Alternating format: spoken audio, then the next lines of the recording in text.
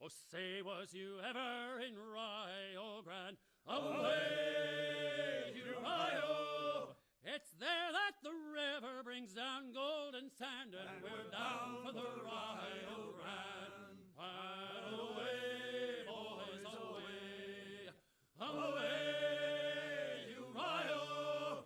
It's fare thee well, my funny young girl, we're bound for the Rio Grande. It's farewell to you, all the girls of the town.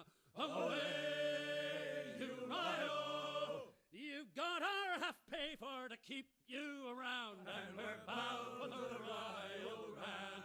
And away, boys, away, away, Rio! It's fare thee well, my bonny young girl, for we're bound for the Rio Grande. She's a deep water ship and a deep water crew. Away, Rio! You can keep to the coast, but we're damned if we do, and we're bound for the Rio Grande. And away, boys, away, away, Rio! It's fare thee well, my bonny young girl, for we're bound for the Rio Grande. We was sick of the beach when our money was gone. Away, Rio! And signed in this packet to drive her along, and we're bound for the Rio Grande. And away, boys, away, away, Rio! It's fare thee well, my bonny young girl, for we're bound for the Rio Grande. Oh, my name was Captain Kidd, as I sailed, as I sailed. Oh, my name was Captain Kidd, as I sailed. My name was Captain Kidd, and God's laws I did forbid, and so wickedly I did, as I sailed, as I sailed. So wickedly I did, as I sailed. Oh, I murdered William Moore, as I sailed, as I sailed. Oh, I murdered William Moore, as I sailed. I laid him in his gore not many leagues from the shore. Oh, I murdered William Moore, as I sailed, as I sailed. I murdered William Moore, as I sailed. I spied 3 ships from Spain, as I sailed, as I sailed. I spied 3 ships from Spain, as I sailed. I spied 3 ships from Spain, I fired on them amain, and most of them I slain, as I sailed, as I sailed. And most of them I slain, as I sailed. Come all you young and old, see me die, see me die. Come all you young and old, see me die. You are welcome to my goal, and by it I lost my soul. Come all you young and old, I must die, I must die. Come all you young and old, I must die.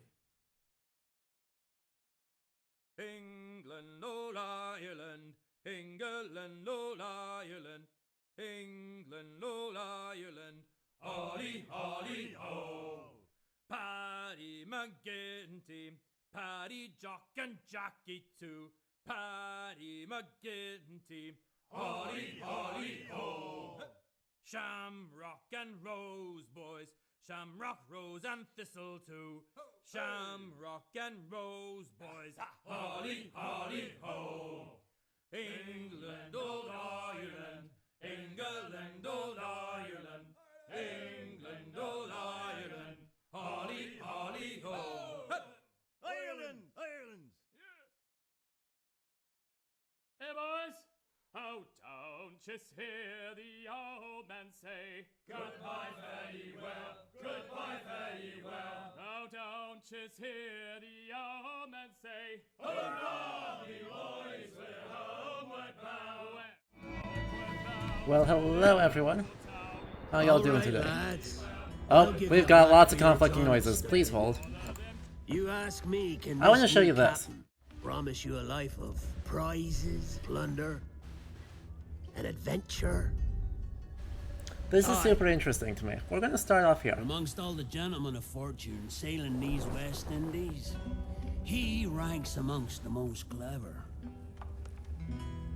There was a time when I thought myself We're watching the trailer. the deadliest scourge of these seas. Hello, my name is Hugh. Thank you for the 10 months of Prime here.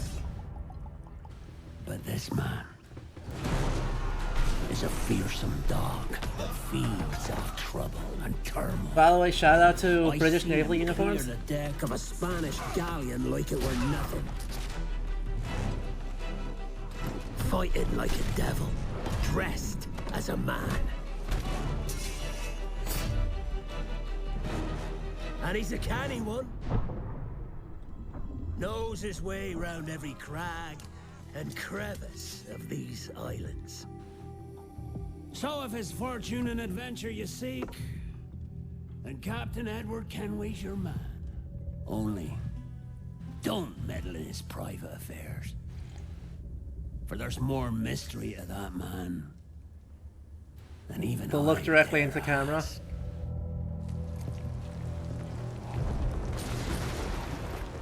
The look directly into camera is just hilarious.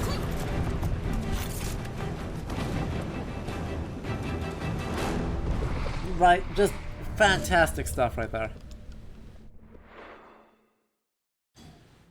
Well, they kind of shone in the trailer. Yup. This wants to be a movie so bad. Well, yeah. They all do. And yet, somehow, some way, every time they actually make a movie, it's bad. I got nothing. Anyway. Hello everyone, and welcome to Ludo History. As always, I am Adam, and we are returning to Assassin's Creed 4 Black Flag, as if the trailer involving Blackbeard, talking about assassin-y stuff, wasn't enough of a giveaway. I know, right? Hope you're all doing well though. Jay Pasco, this dude, Terralingua, Raptorus. My name is you, it's good to see everyone. It's still so funny, like it feels like having a canon character introduce your OC by how cool and awesome they are. That's exactly what it feels like.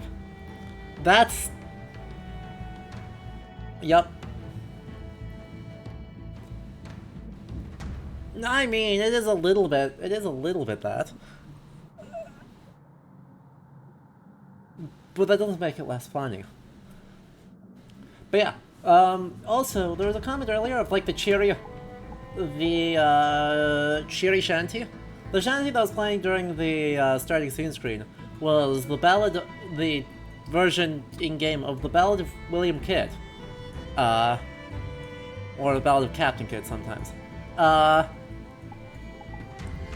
Which supposedly dates to Captain Kidd's execution in 1701. Evidence on supposedly. It's actually recorded in the 1960s, but we know it's circulating before then. I want to say it's Longfellow mentions it. It's either Longfellow or Irving mentions it in the, like, must be Irving, because it's 1820s that gets mentioned. With much the same lyrics as what show up in the game. So, like, clearly it's circulating in the 19th century, but supposedly dates to the very early 18th century, which, if true, would make it an actually contemporary shanty, or contemporary song, that is at least possible for someone in the Caribbean on a vessel to sing. Feels a bit ominous, I'll be honest, having, you know, the famous pirate.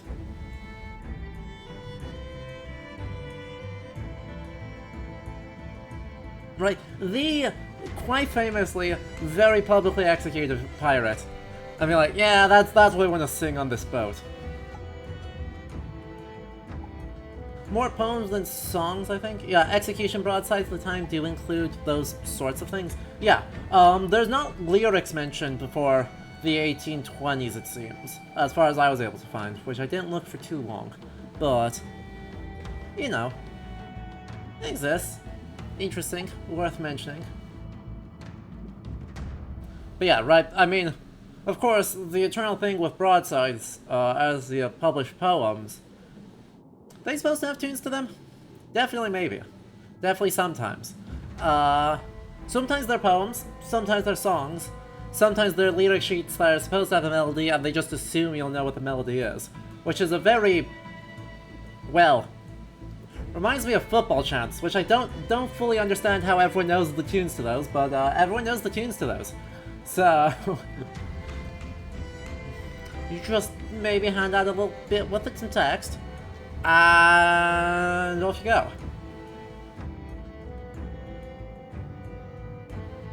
Yeah.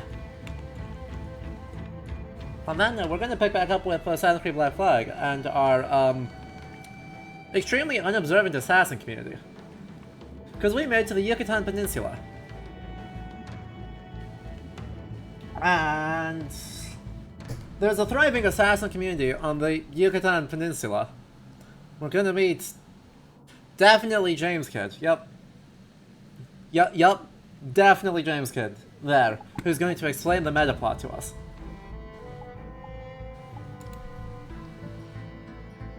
Or I can close the game on accident. That works too, I suppose. Game crashed. Rip. Let's reboot that. And let's try that again, eh? Love that. Love that from me.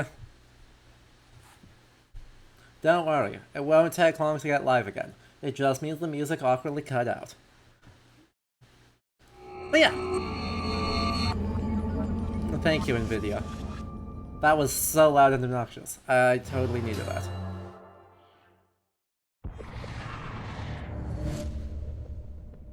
Let's try this again. So, if you're just tuning in, welcome to Ludo History. I'm Adam, and we are returning to Assassin's Creed Black Flag. I'm a trained historian, so we're going to be talking about some history, doing some live research on topics you folks are interested in. So if you're just doing it, of course, make sure you say hi in chat and all that jazz.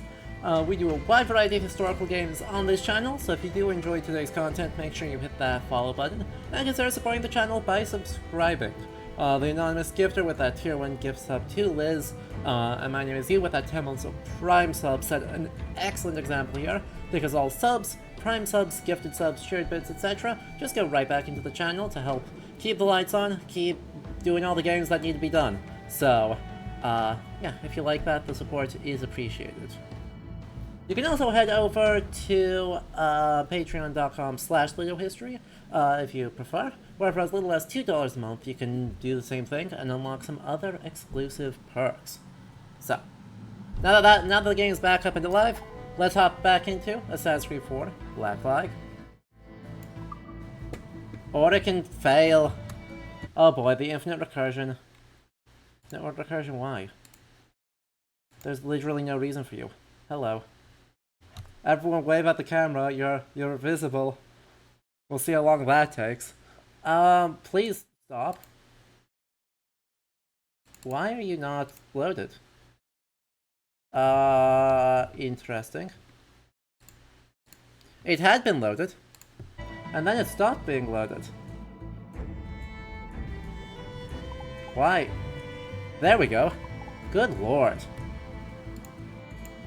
Love that. Love when the game cooperates, or love when OBS cooperates. Yup. Yup. I know some 17th century ballads were set to the tune of older, well-known songs. Meaning of the Sword being set to the tune of Love Lies a Bleedin'. Yeah, right, I mean, that's very, very likely the case here as well, with Ballad of Captain Kidd, that it is set to another tune, and I believe even specifically a hymn. So, there's plenty of things to make sure that that's, like, a known tune.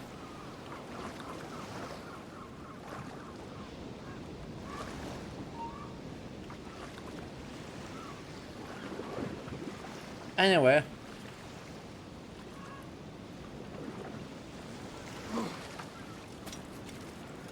No one will see a thing.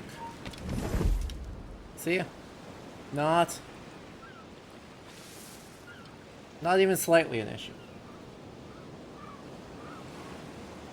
You are legit gushing about the live research on the stream to your academic dean and registrar? Well, that is absolutely lovely to hear. There's someone up in the tree. No? Just thought I saw somebody. Well, it is absolutely lovely to hear that you're enjoying the live research, the live Google Scholaring.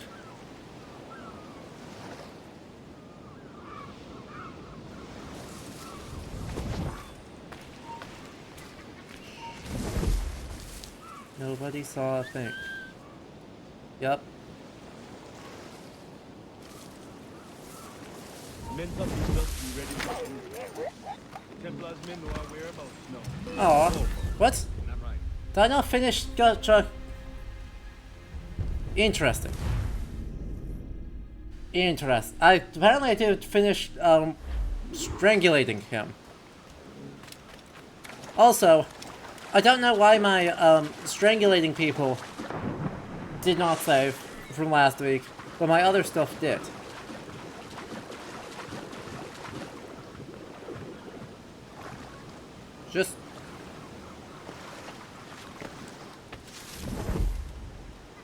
Just saying.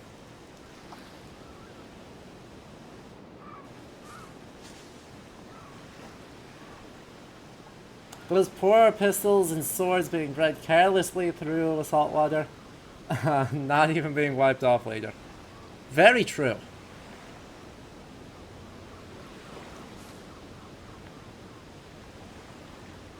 That should work now, right?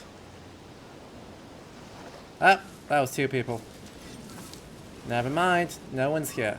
No one saw and no one heard a single thing. Yep. Nothing. I'm so sneaky.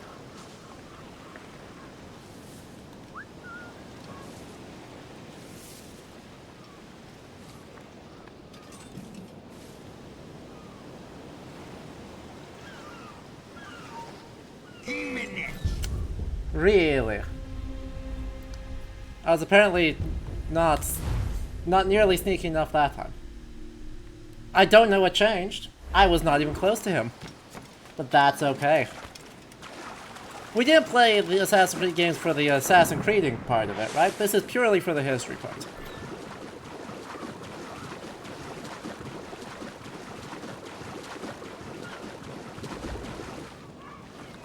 Yep, purely. Exclusively for the history part. Wow, you are so much on your own. What are you doing out here?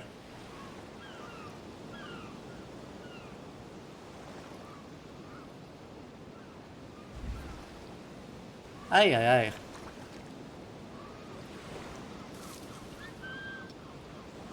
Not close enough? Alright.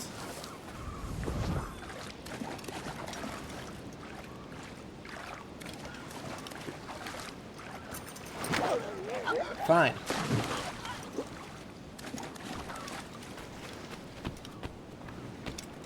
Don't stand so alone.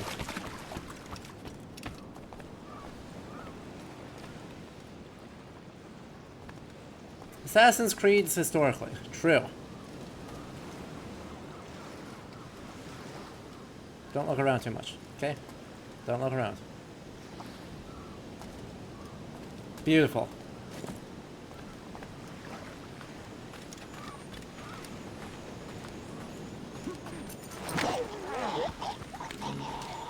Again, these are the people who are supposedly, specially trained to be better at this than average.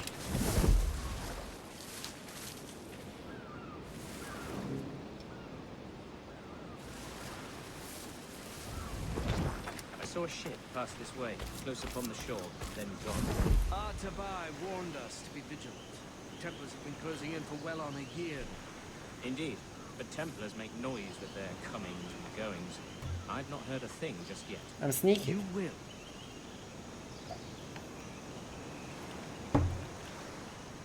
Nah, you won't. Your turn. Thank you.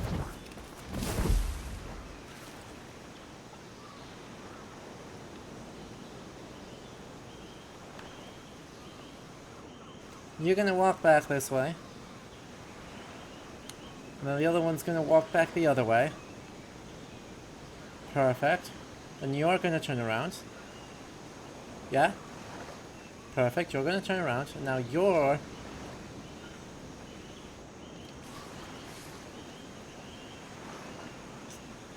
Dang. The cycles are bad. He's gonna turn around 3, 2, 1, there. My chance of actually getting that kill there was not gonna happen. So... we simply won't worry about it.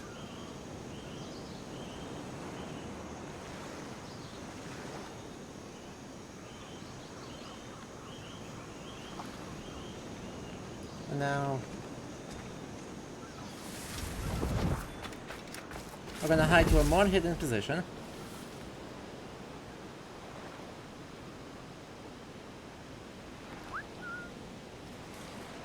Tell me that was just one of you. Perfect.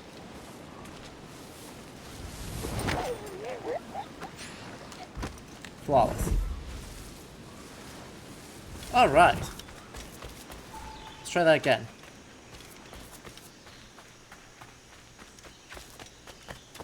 I'm sneaky. Okay, well maybe I'm not sneaky enough.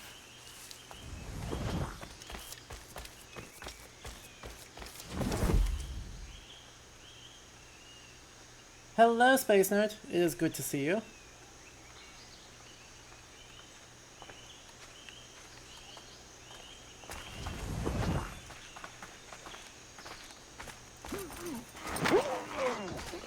Yoink.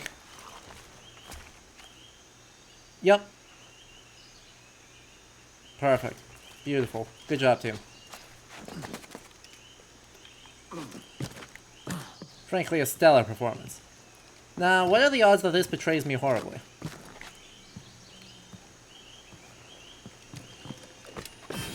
Wow.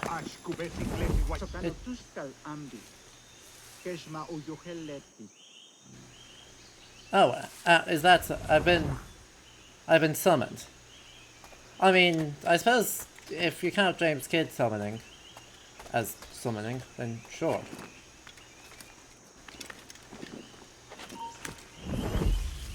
You saw nothing.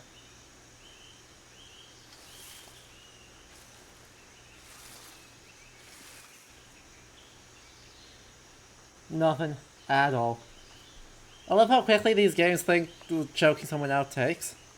Isn't it the funniest?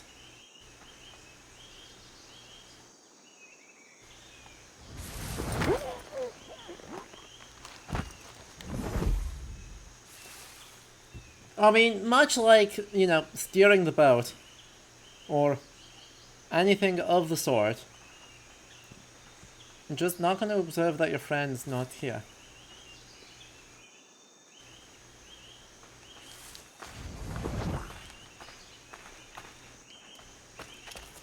Alright, alright.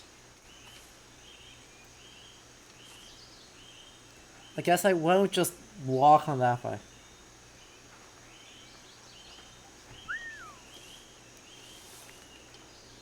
And how non-lethal it is if it leaves someone incapacitated for any length of time. Also very true.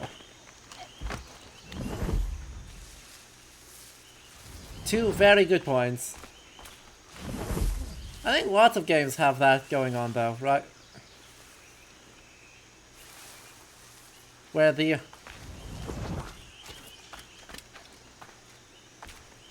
non-lethal should probably be better translated as marginally less lethal.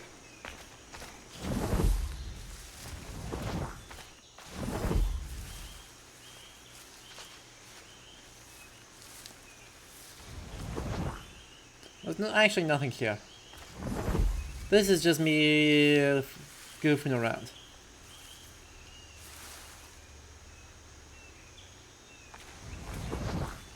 Alright, let's go instead. This way instead. Most games simultaneously over and underestimate the effectiveness of hand-to-hand combat. True. Oh wow. That's quite a lot actually.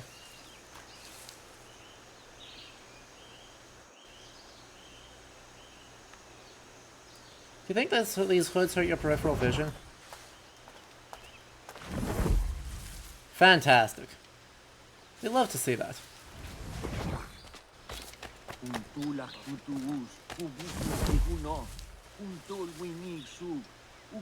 Okay, they're totally where we're here.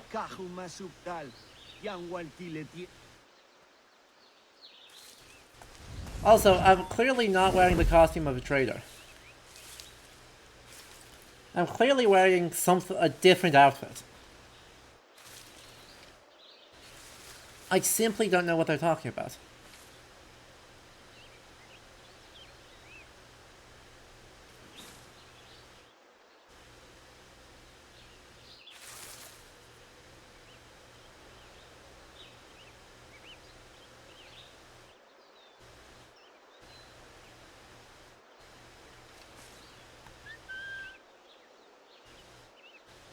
Come all the way into the bushes, yes?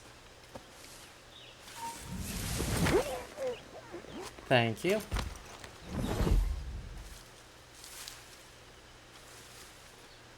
Do we have our Maya expert here to comment on things? Unfortunately, Sakrados is not able to make it unless they are lurking.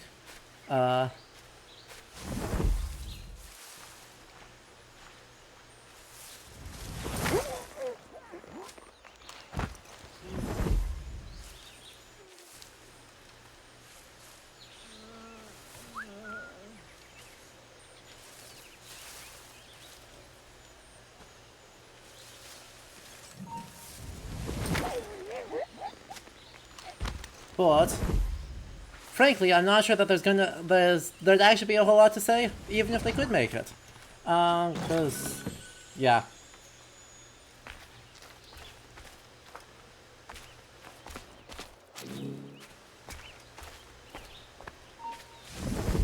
You saw nothing.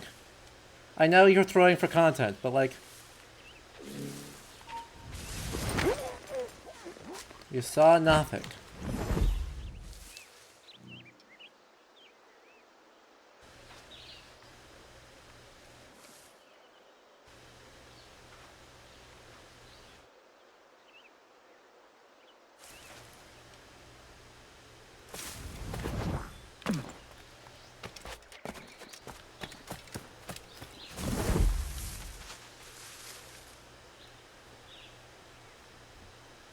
Did the Siamis translate for us, or did Kenway spend a lot of time? I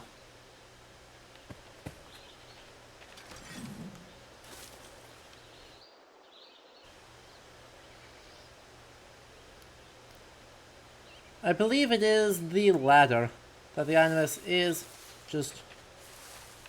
Dang it. Could you not? Like, seriously. I suppose I could try and get to both of them, and then try and, like, double jump smush.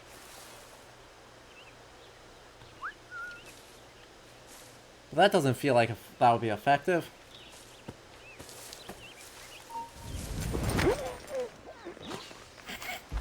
Yup. That was peak throwing for content right there. Good lord.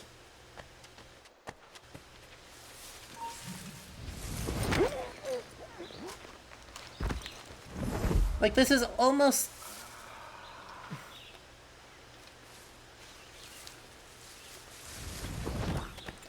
It's almost mean-spirited how much they're letting us get away with. Cool. Love that. Yup.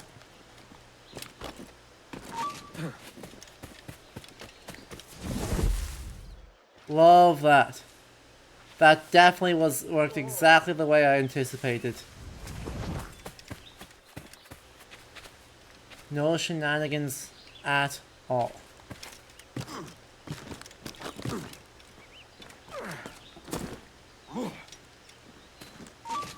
Heck. Aw. Tragic. The deadly Assassin's Order who have absolutely no peripheral vision.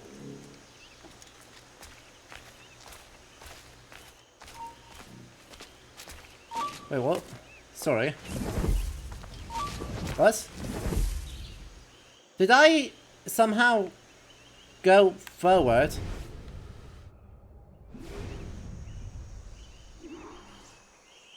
Did I... Is this the strat? Just Death Warp.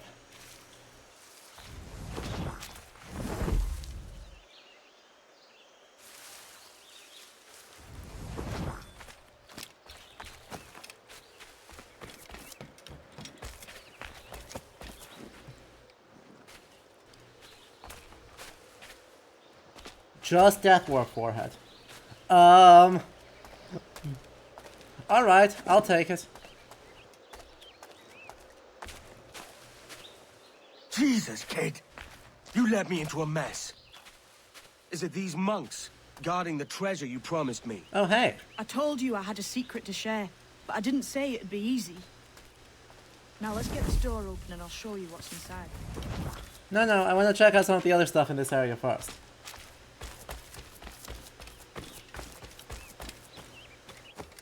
Come on, kid, you didn't really think we were going to be done that easy.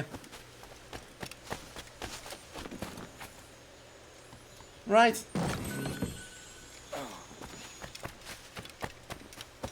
Right.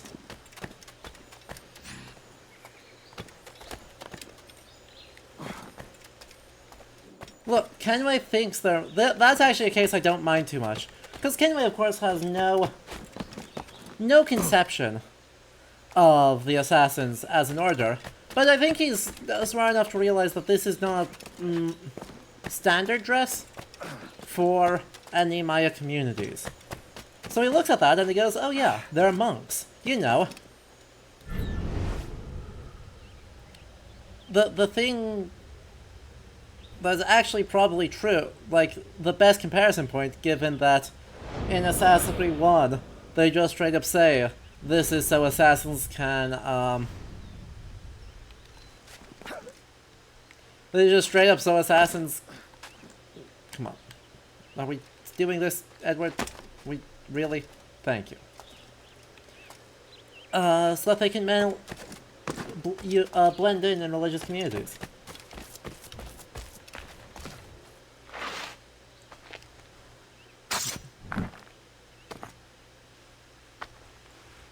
One more for the collection.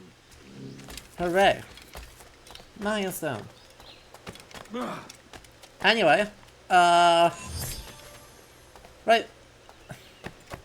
Look, that's still silly. I don't care what they say, that is still silly. But the one over here, right, the rest of these ruins, everything else has been very generic. These actually strike me as, like, plausible. And JCDC, hello. Right, like, not amazing. But clearly they looked at some historical art for this doorway. Like, pretty much beyond any shadow of a doubt, they looked at some actual historical art from the Maya when making this doorway. This has a lot of the aesthetic features, proportions, and stylization that I would expect. That being said, I don't think it's any particular... The King Karanka Coffin Stone vibe. Let's take a look at that. You know, in our continued interest of live research, let's look at the actual... Yeah. Yeah, that makes a lot of sense to me. Open image in new tab. That is minuscule. Please open up a full-size image in the new tab, please. Please. Ay. Okay. That's on the wrong one. That's fine. Voila.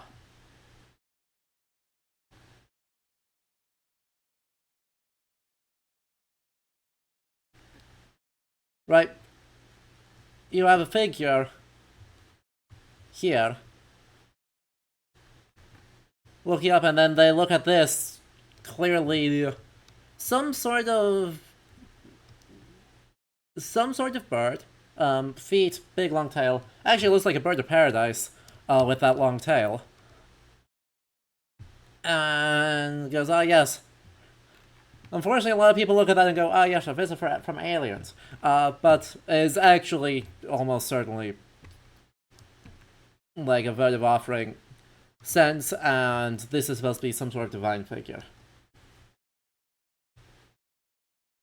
But yeah, right, I think that's an excellent shout that these two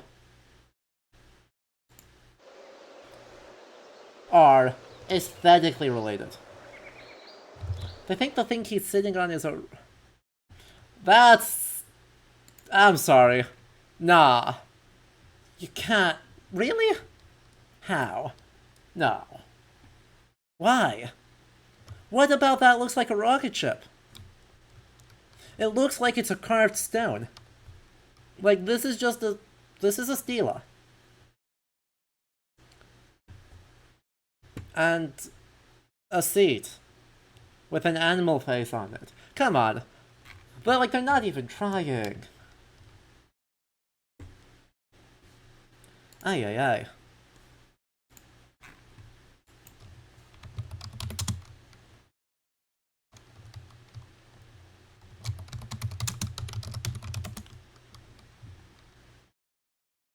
Uh-huh. That they want it to be one, and therefore they decide that it is? Yeah, that checks out, unfortunately. Oh well.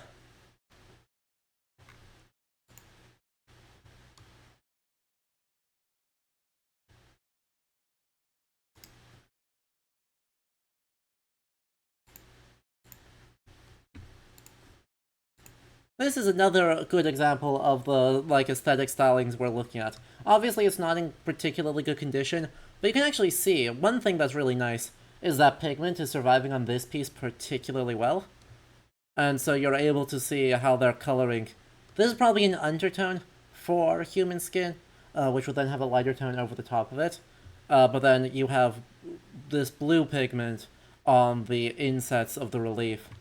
And just, you know, actually really gorgeous when these were found. Oh, by the way, also, bloodletting. This is super gross. Like, it makes me shudder to even think about how that works. But the historically attested practice for classical period Maya to ritually sacrifice blood by drawing a rope through their tongue. Ugh. This should not be Quetzalcoatl. That's a different but related nonsense, because Quetzalcoatl is Mexica, and not Maya.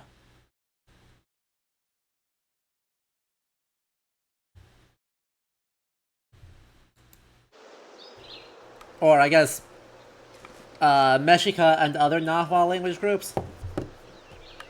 Because he's not exclusively Aztec. Tlaxcaltecans and Choltecs also have Quetzalcoatl. Anyway, let's get this door open. We're on to something. Yep, that's how that door works. Captain Kenway? Where is the assassin, Duncan Walpole? Dead and buried. After he tried to kill me. We are not sorry to see him gone, but it was you who carried out his final betrayal. Why? Money was my only aim. Should I find comfort in that? You murdered our brothers and sisters in Havana. He has the sense, Mentor.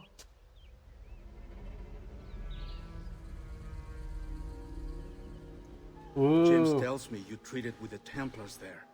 Did you see the man they called the Sage? Aye. Would you recognize his face if you saw it again? Yep. I reckon so. I must be certain. Mm-hmm. Okay. Not a word. Come on. Not a word? Alright. But what if I want several words?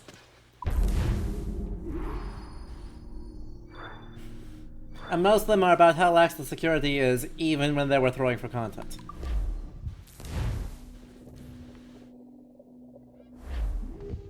You walk me blind and backwards. Kid's outfit is just the best. Who the hell was that jester back there? Atabai, an assassin, and my mentor. So you're all part of some daffy religion? We're assassins and we follow a creed, aye. But it does not command us to roll credits? Only to be wise. Oh, do tell. I'd love to hear it. Nothing is true. Everything is permitted. This is the world's only certainty. Everything is permitted. I like the sound of that. Thinking what I like and acting how I please. That's not... Parrot the words, but you do not understand. Don't get haughty with me, kid. I followed you as a friend, and you tricked me. Damn it. Kids, stop moving. I wanted to talk about the room. We'll do it later. I saved your skin bringing you here, man. These men wanted you dead for what you did in Havana.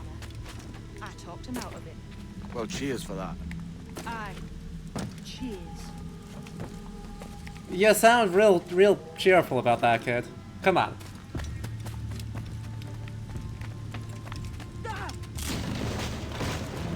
Oh, for God's sake. This is the wrong genre for that. Come on. The way forward's blocked. Yeah, I That's fucking... a door, I reckon. Aye. There should be some way to open it. A mechanism somewhere.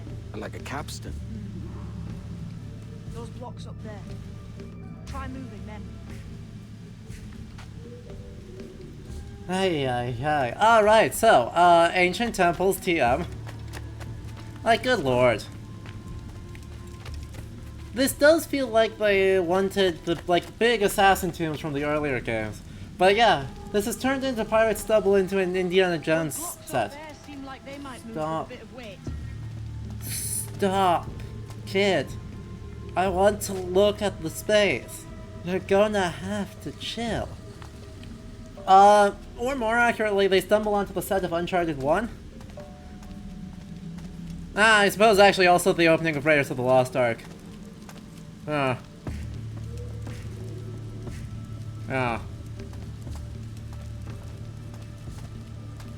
But now they fixed the glitch where the game was stuck in window mode? True, they did fix that. I didn't even notice that it fixed itself on that one. I did nothing, and it fixed itself.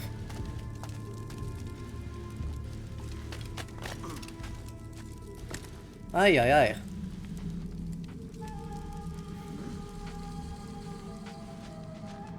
Anyway. Easy, Kenway. This ain't like climbing Ratlins.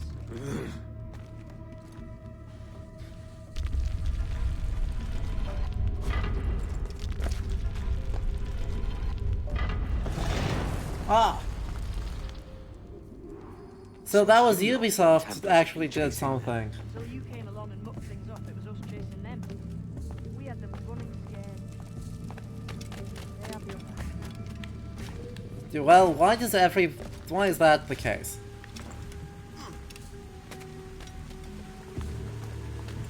The door's mechanism seems to be broke. Again? Let's find another way around. Follow on, man. Yeah, Eldrisaro, you got a little bit ahead of yourself on that one, didn't you? Also, shoutouts to the extremely competent parkour. That definitely worked fine. I have not seen the new Indiana Jones movie yet. I might try and see it soon. I just haven't had time. I mean, it looks fun. I'm not even gonna lie. It looks like it's exactly my kind of trash. And, you know, also a huge shout, of course, to all the writers and actors and crew who worked on it, because, like, it's sounded like it was an extremely, like, travel-heavy shoot. And that's super cool, and they deserve to be, you know, get a fair contract for that. Hashtag sports tag Africa. Anyway. I do notice that the door mechanism broke. I also noticed that there's like a more competently put together design on the side of the pillar there. Not much more competently, but definitely more competently than the other quote-unquote Steely.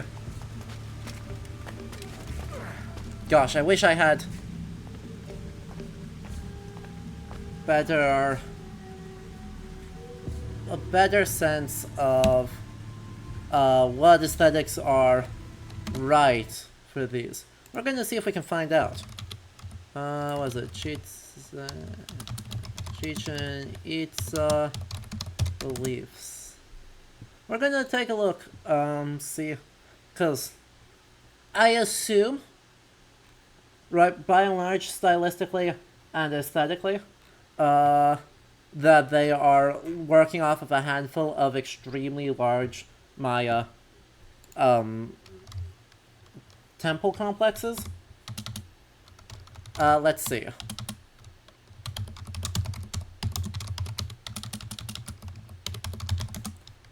I am curious. So, there's a lot.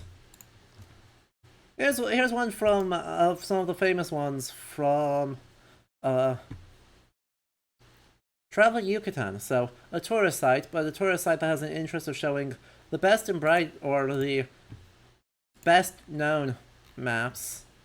If that was in freaking... Alright, that'll work too. Another different tourist site, which do have their uses, though I prefer, you know, World Heritage sites instead. But... So we're supposedly in Tulum. So, we're gonna have to... I'll have to check what Muyil has here.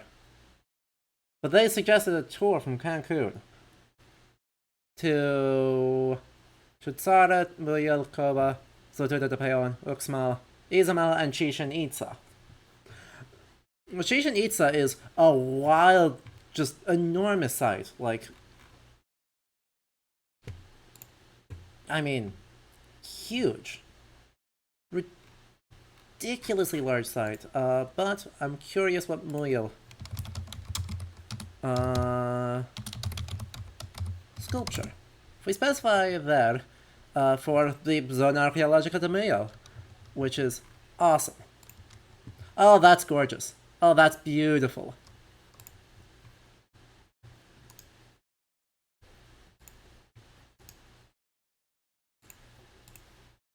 That is so this is supposedly, I guess, the site that we are supposedly at in-game, which is something. But I'm curious if they have relief sculptures. Mostly a bunch of tourists. Mostly a bunch of tourists. Duly noted.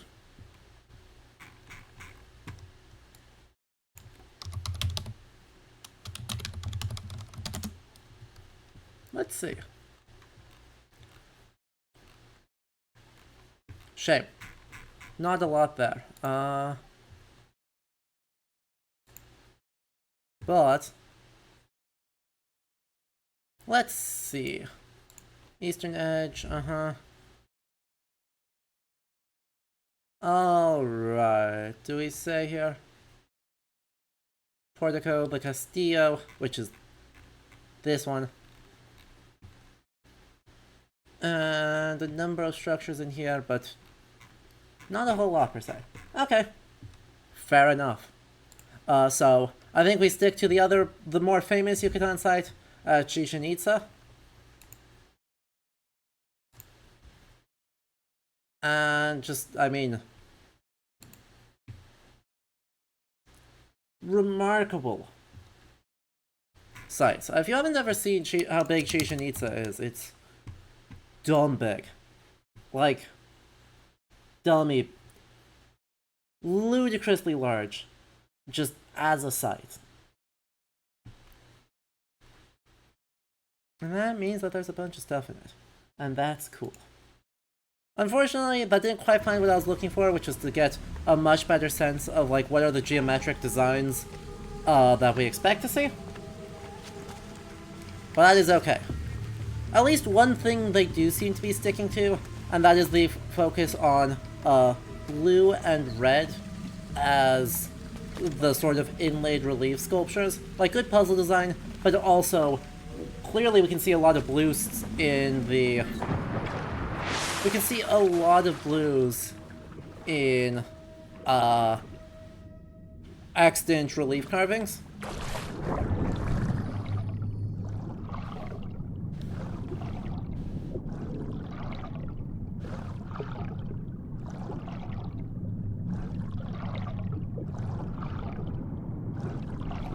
They do love that one sculpture, huh? They show this guy, they're showing this guy an awful lot. You're still drawing breath? Enough to curse you with, kid.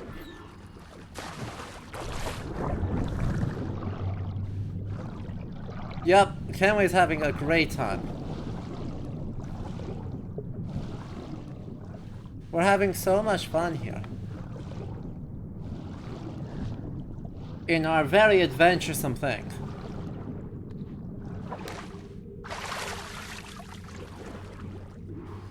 Must be a great treasure beyond. Treasure. Right. Whatever's waiting at the end of this path had better be worth my time. Hey, look. Depend on you. How's that? What I'm taking you to see may spin your head right round. I only hope you can take the shock of it.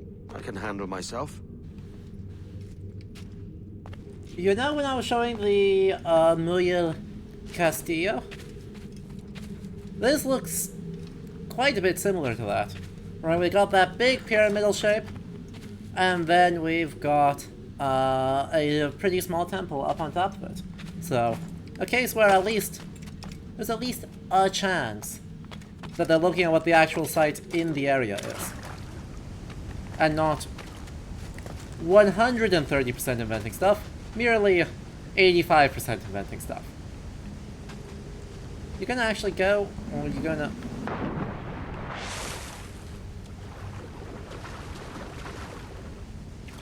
My god, are you actually going to do the thing, or... You're gonna just stand there, awkwardly? Standing there awkwardly, it is. Alright, have fun. Ooh, bats. Hi, bats.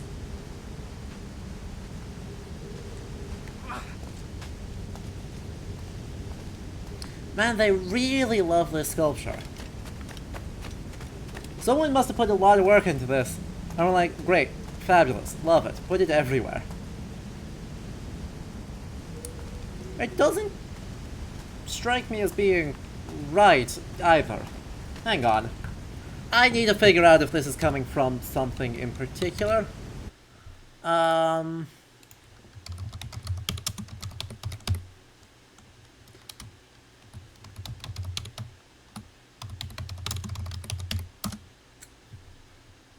Any ideas? Let's see.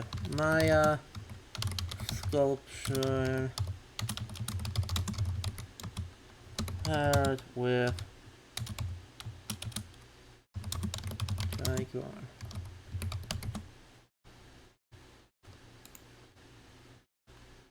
Let's see. Let's see if we can find anything. If we can find any, at least comparison points for it. I mean, at least they didn't commit cardinal sin number 1, which was make it Olmec. Right? At least we did better than that.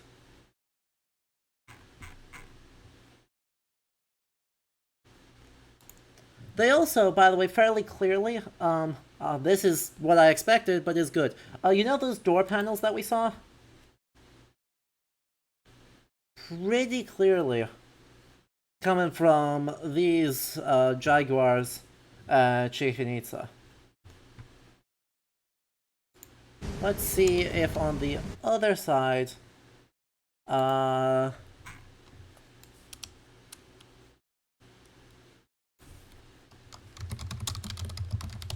I suspect it's probably like just several things stacked on top of each other. But like the guy with bare teeth staring, like that's not any... is none of these guys. The conclusion I've got is that it's none of these people. It's like kind of this one at the Met. Like, this one at the Met seems to be a good comparison point. Let's see if they've got things in general. You know, problematic provenance research failures aside, they do have very good collections. And since we've got the collections right now, we may as well take advantage of them, right? Better than just random tourist sites. So let's see. Also, just once again, I need to acknowledge how amazing this material culture actually is. Yeah, this seems like it's the closest comparison to what we're seeing in-game. So they list as a head of a rain god.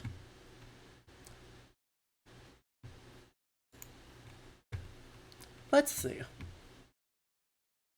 Do-do-do.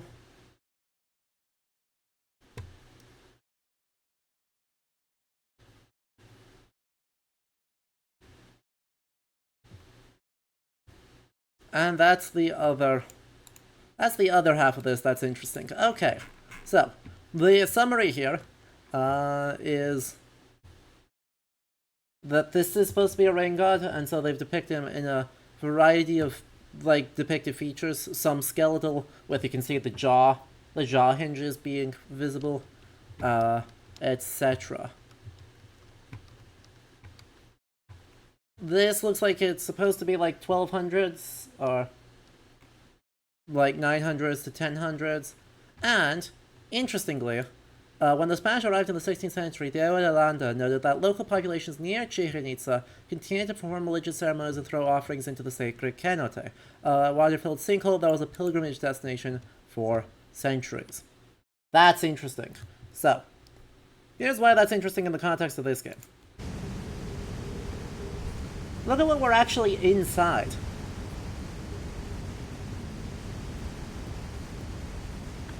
Right, this is... we are inside a cenote.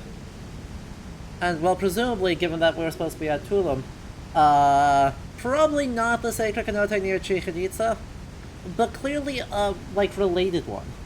And so the idea, I guess, is that this is supposed to be a Maya sacred site inside the sinkhole, and that the sacred site, because metaplot, actually is a site of Isu power, and therefore attracted the assassins. Right. That seems to be how 1 leads to 2 leads to 3 there. Anyway, don't cover it. Oh my god, Edward. Edward. Down 1. That was down 2, but that's fine. I really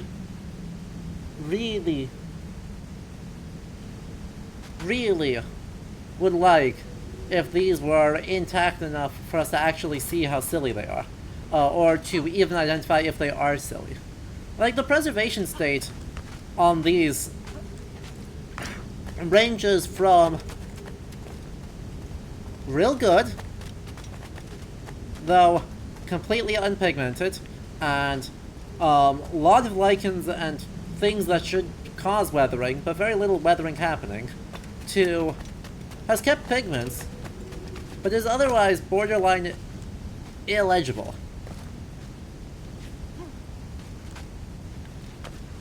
Hello, Brillin. As you can see, we are in the Yucatan. Procrastinating, going and dealing with the metaplot.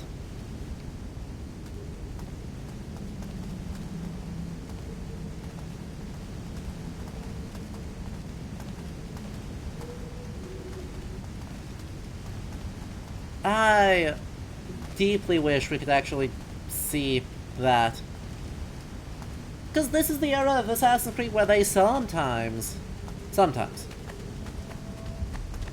have just historical objects The Grand ported Tribe your in. mentor asked me to see. Looks nothing like the man they called the Sage, I'm sorry to say. Keep your trousers tied up. With one more riddle to solve. These statues are like the ones we've seen before. But with pictures carved on them. There's pictures carved on the floor as well, but not of the same sort. There's a correspondence there. But what? Yeah.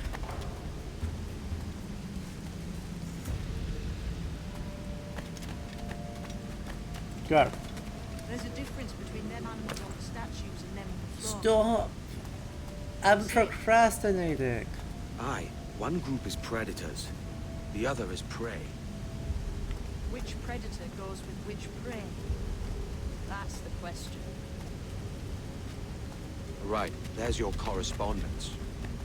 Match a predator with its prey. Snake, monkey, You can use the lever to move them drawings on the ground. monkey, I was fish, just about to say the same. fish. Alright.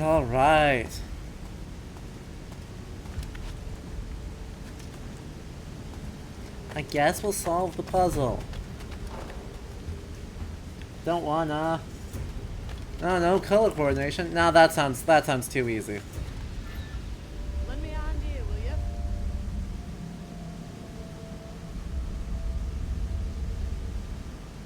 Clamber up those stones, Kenway. Have an idea.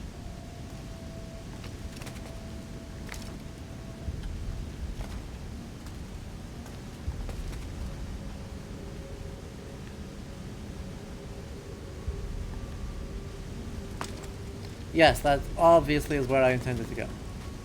Uh-huh.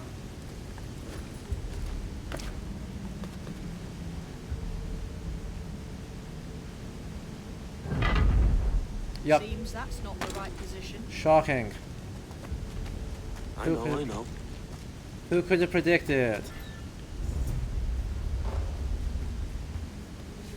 That they could let one. Oh.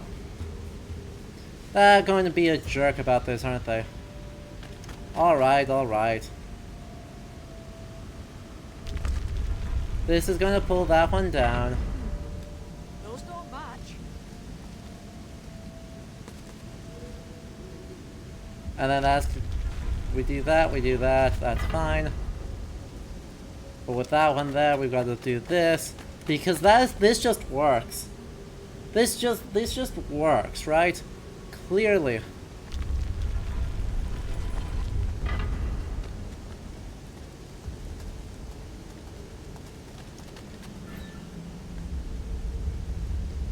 Clearly anything about this is going to work unproblematically. Yep.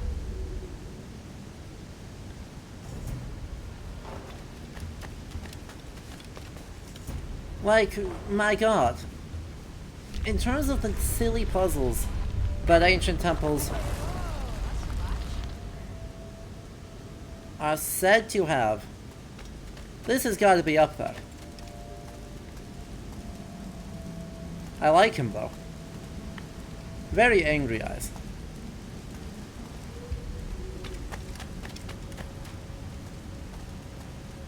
Let's see. So then if we go this guy this way. Hello?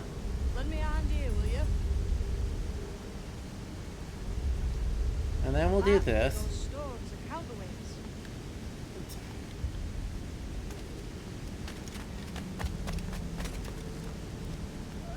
God, every time.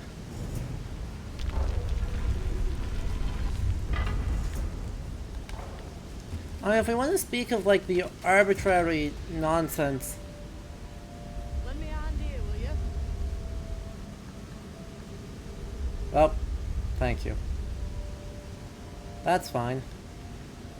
Should we climb these stones here? Seems like they might move. The barks, the assist barks for finishing this insufficiently quickly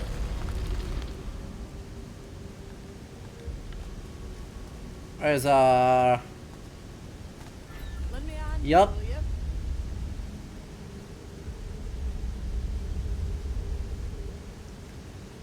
I thoroughly am not enjoying them. I understand that people that like having them is important and helpful, but like seriously, come on. Jesus, that's him, the sage. But this thing must be hundreds of years old. Wow. Older still. You're certain it's him? Aye, Older still it's the eyes that for mark a, him. like Did the Templars say why they Late. wanted this sage? They drew some of his blood into this small glass cube. Like this one? for a late classical, maybe early post-classic. Aye.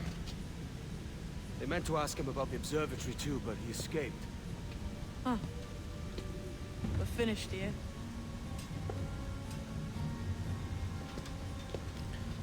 Right, what is aesthetically clearly a classic or early post-classic site. And they're like, ah yes, hundreds What the of hell years did I old. just see back there? Jim!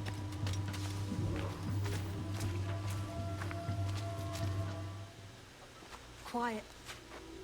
The statue in the temple. Was that the man you saw in Havana? Spitting likeness, aye. It seems another sage has been found. The race for the observatory begins anew. Is that why we're whispering? This is your doing, Captain Kenway. The maps you sold to the Templars have led them straight to us. And now the agents of two empires know exactly where we operate. Leave this to me, Mentor. They have taken Edward's crew as well. I wonder what their lives are worth to him.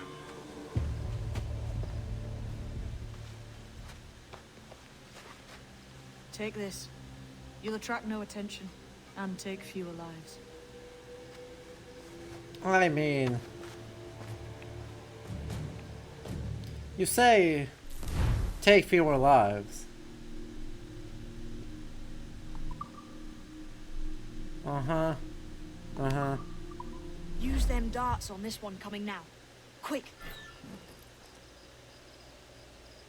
Quiet and effective, see?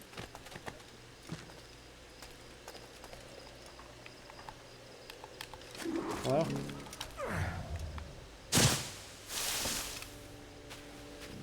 Oh good, and then we're just stabbing them. Checks out.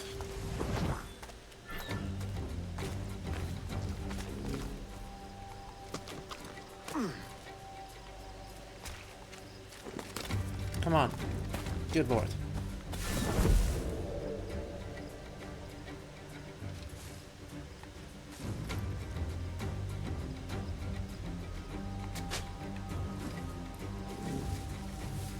How am I gonna get up there though?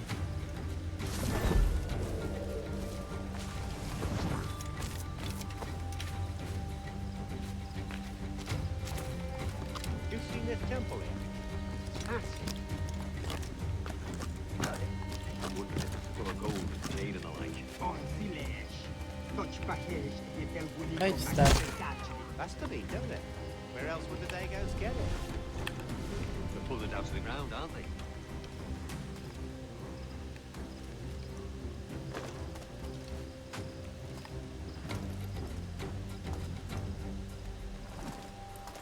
Let's see, that's 3.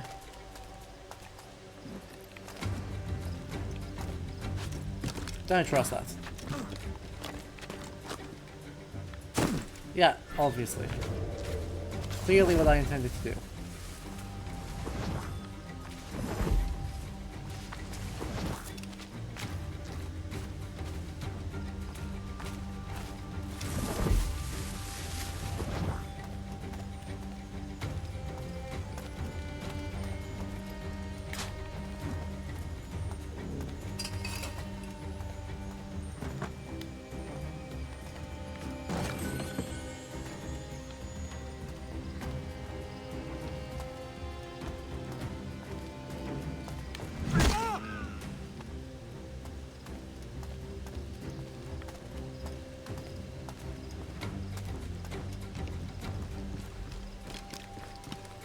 Alright, let's see where this one goes.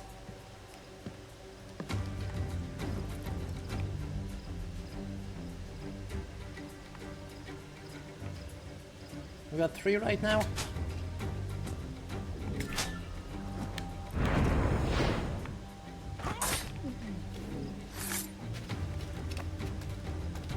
Many thanks, but no forgiveness.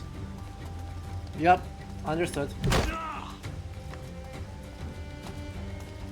Well, don't worry, we're not planning on letting these British soldiers actually survive. It's mostly a courtesy call.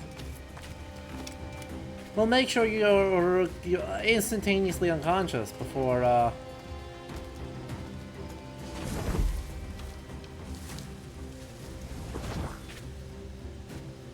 Plague and perish if this ever happens again. Oh. Hello. Goodbye.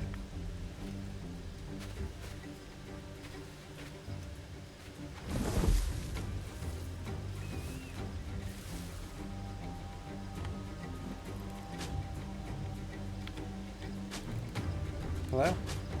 There we go.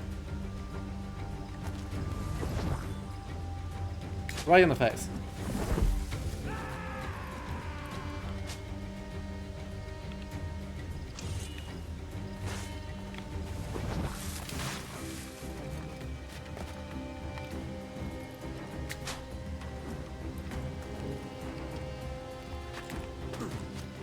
There we go.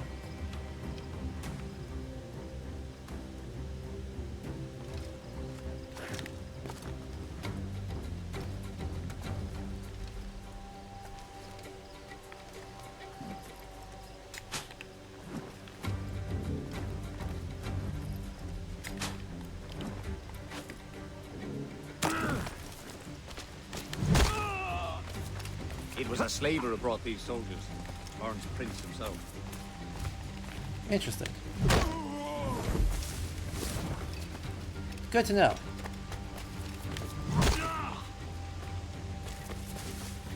Lawrence Prince sounds like a great next target.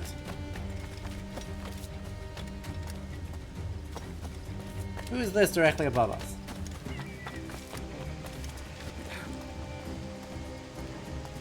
These guys are way too fancy. Hey, Litzel, is this referring to the assassins or to, me? Or to the soldiers? Could be any of the above, honestly. We're all very fancy. We love nothing if not being dressed up way too much all the time. The soldiers? Yeah.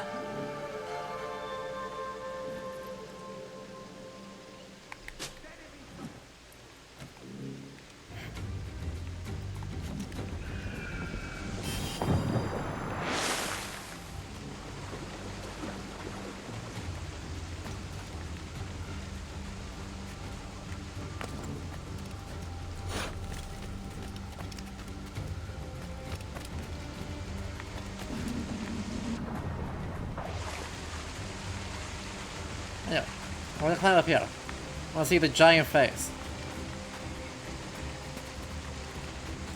That's a good giant face right there. Ow. My ankles.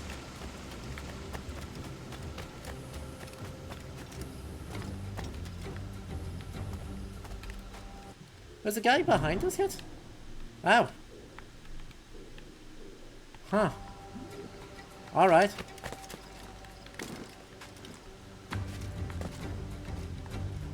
I guess there's a group of people up here that I forgot about.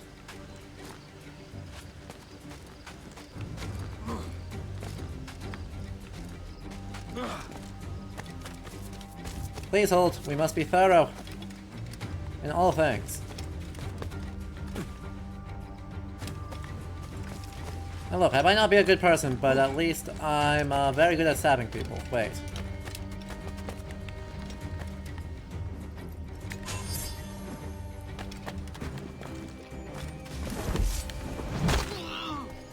Cheers, Cap. Alright, Jay Pasco, have a good night. Hope you enjoyed at least getting some things, some history. Poison 10 enemies with a blowpipe. Yeah, poison's a good word to use there, isn't it?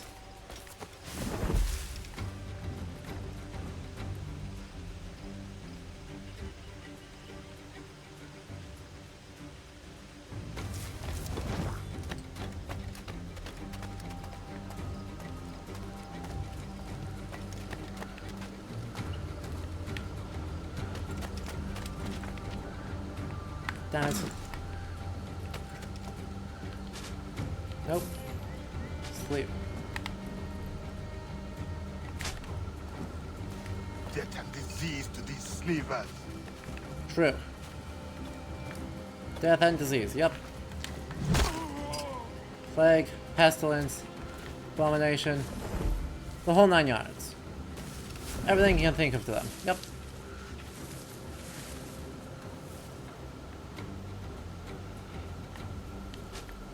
You think it would be funny if I did this? We're just talking, having a good time.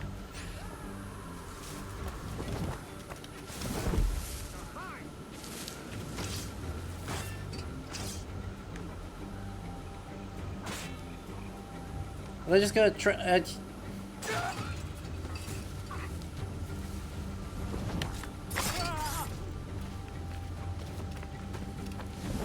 He tried.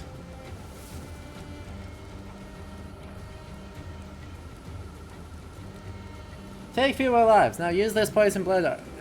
Truly. Well, do you get somehow mysteriously stabbed on the stairway? Oh darn. Whatever will I do?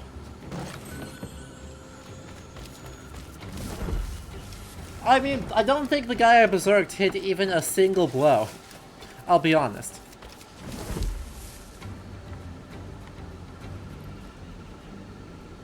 What's a berserk one? Sleep dart.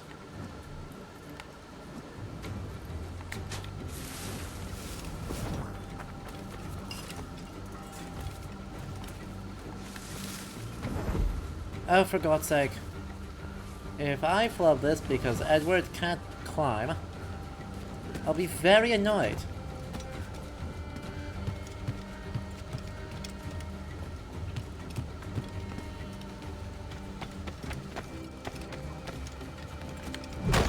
Ooh.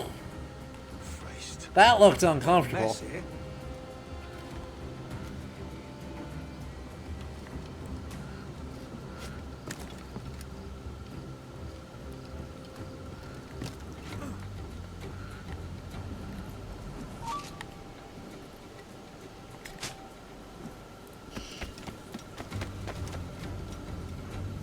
Snipers are actually the best ones to berserk? Well, that's fair. But what if instead I didn't do that? Because they're jerks, and they deserve to get put to sleep and then kicked to death.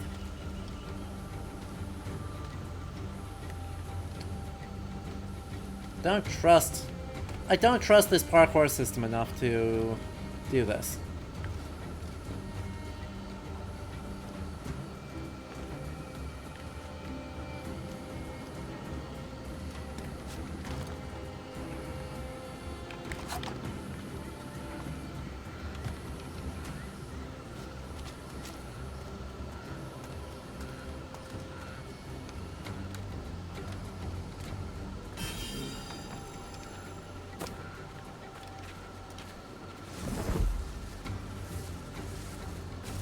You're both below me, correct?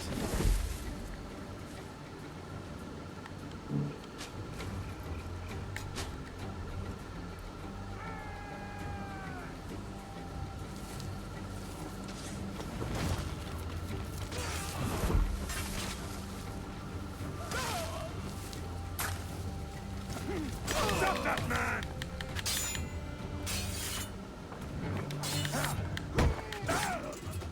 Sorry.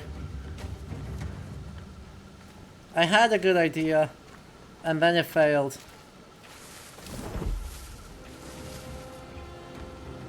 Doesn't make it not a good idea, it just means I didn't expect him to kill people that quickly.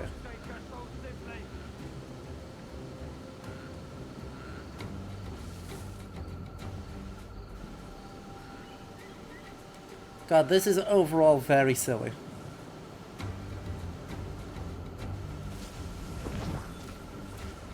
Oh, heck. I wasn't expecting more people.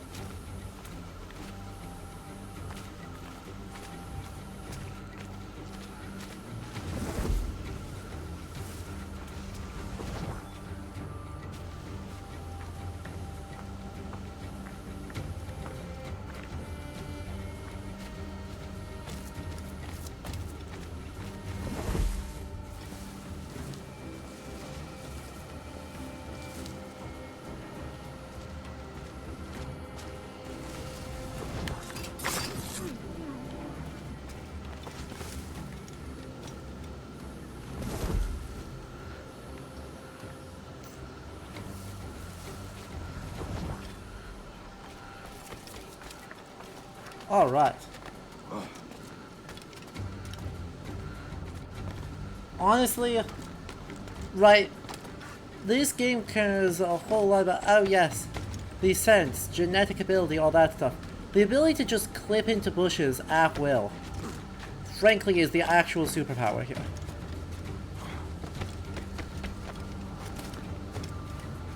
I think the odds are I can hit both of them. I fully can't. Alright, well.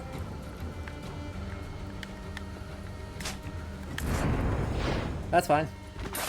We've got a plan B. That's the plan B. I may thank you later, if you manage to live through this. Oh, come on, we're doing great. Why are you saying if?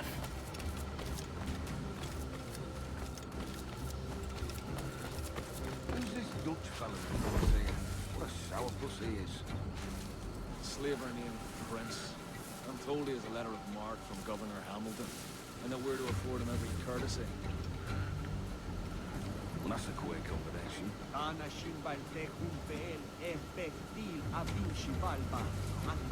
Look, all I know is he's looking for someone, and we're to help him find it.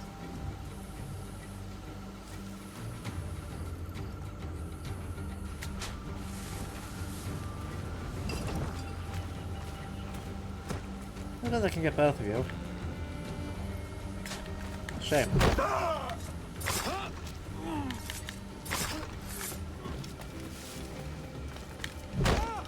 Shame. Crying shame then. Is it out of kindness you do this? I believe historical figure. Right, Lawrence Press. See that? That looks so mangy old goofy. codger? Yep. He's a Dutch slaver called Lawrence Prince, living now like a king in Jamaica. Bastard's been a target for years. Bloody hell, we nearly had him. By God, you bravos are a cheery bunch, eh? All frowns and furrowed brows. Captain Kenway, you have remarkable skills. Thanks, mate. It comes natural. But you're churlish and arrogant, prancing around in a uniform that you have not earned. I'm wearing a different coat. Everything is permitted. Isn't that your motto? I absolve you of your errors in Havana and elsewhere. But From you are Amsterdam. welcome. And also, yeah, Xibalba did just get mentioned. Sorry, mate. Wish it were otherwise.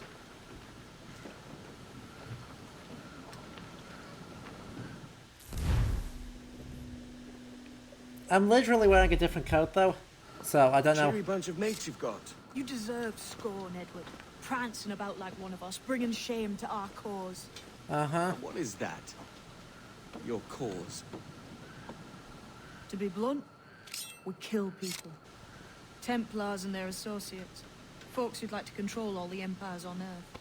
Claiming it's in the name of peace and order. Sounds like the Cass's dying words. You see? It's about power, really. About lording over people. There's how they're trying to make it piratical. That another message from one of your friends? Aye. I'll show you. The original Antifa, uh-huh. The original anarchists. Cool. Yep. Assassin contracts. Assassin contracts. More assassin contracts. Yeah. I think I've noticed.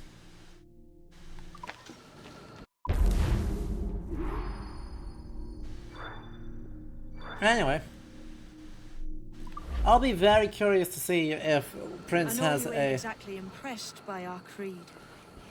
So would the sight of money make you more friendly to our ways? As ever. Then work these contracts around the West Indies for us, and we'll pay you. As simple as that. Bizarre.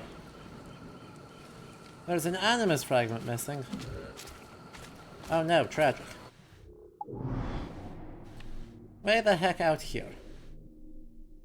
Alright.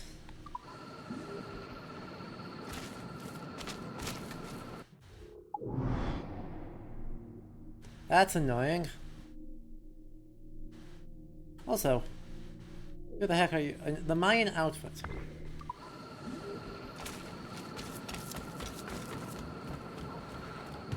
You're not welcome here. Now kill these people for us. Assassins, master of the mixed message. Truly.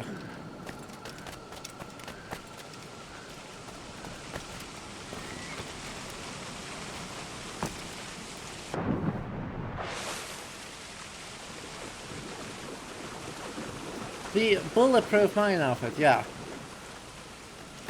Which I assume is just broadly speaking inaccessible at the moment. We're gonna check anyway. Dude.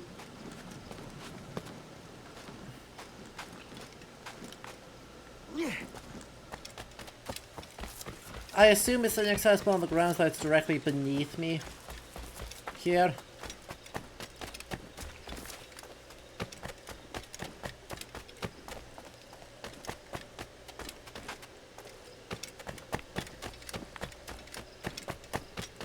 I need to find stuff. Oh yeah, is this what the stones are for?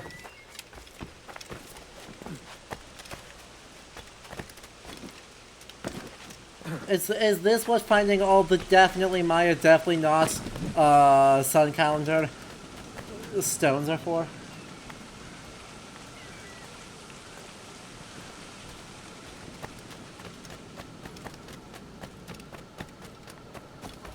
Well darn. Whatever will we do? So you get that bulletproof armor. Look. You take those.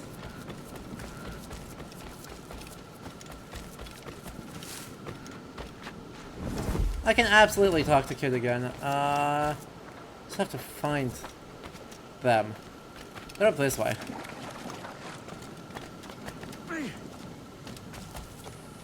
Hey, Kid. Hey, Kid. Also, yeah, just to be clear, I have one last secret. It's not bulletproof like Kevlar, it's bulletproof like James Bond's electromagnetic watch. Which definitely stops kinetic force. I met Atabai in Spanish Town. And there was something about him I trusted. A sort of wisdom. Is all this his idea? His clan? It looks No, easy, sir. doesn't it? Assassins and Templars have been at war for thousands of years. All over the world. The natives of this new world had a philosophy like our creed for as long as they've been here. And when Europeans arrived, our...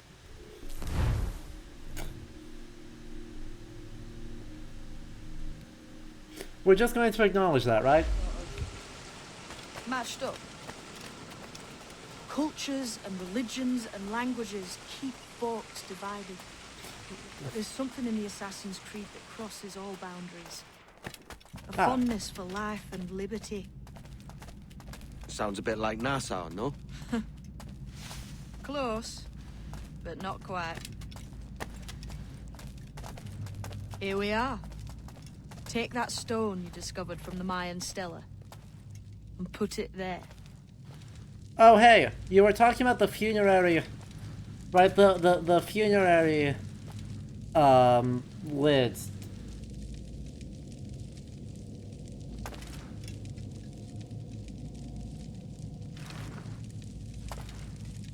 Raptorus. You thought they weren't going to just have it, except edit out the, bird. Yeah, it's the funerary stone of King Palenque. Just there, except worse, because they edited it to be dumber. Like, every change they made to the thing is just dumber. It's almost impressive. That's so, yeah. Couple dozen more and you're in. What will this effort gain me? Respect for a start. From the men and women you put in danger here. And if that ain't enough, there's a treasure behind that door. Something many centuries old.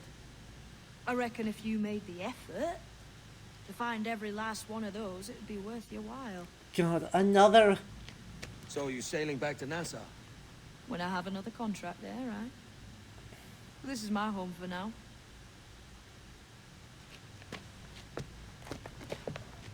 Let's tear into that line. Oh yeah, we're totally going to tear into that line. Soon. Firstly, I want to tear into this. This game is just 90% fetch quest. Yes, it is.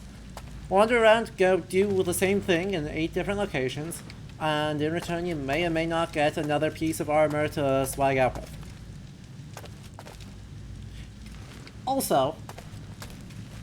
Yeah, you know, let's look at this in detail. Let's look at this in detail. So we're going to try and switch between this and the game. We're going to switch between the historical thing and the game a couple of times here. And it's going to be interesting. You almost can see it. Can I turn up the screen brightness here? I'd love to turn up the screen brightness here real quick. Options. Brightness. Brightness just up. Oh good, you can see it so much better now. Perfect. Hey chat, we're gonna play Spot the Difference.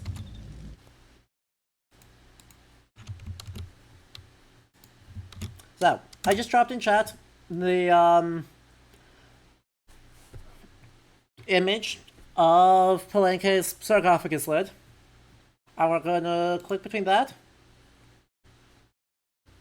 and the game a couple of times.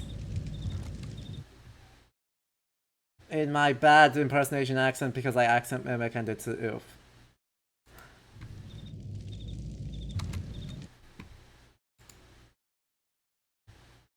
Is the Assassin's Creed version on a life support machine? It's not on a life support machine. Let's put it that way. They edited out the nose and instead put some sort of weird, awkward face mask.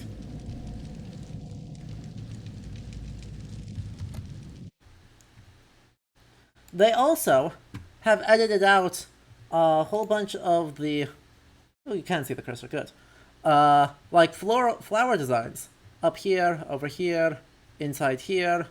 You know, the parts that make it aesthetically really exciting and cool. Yeah, they edited all those out. Come on, game. They took the bird at the top, and they just fully replaced it. Did they keep the other things? They kept one of the things.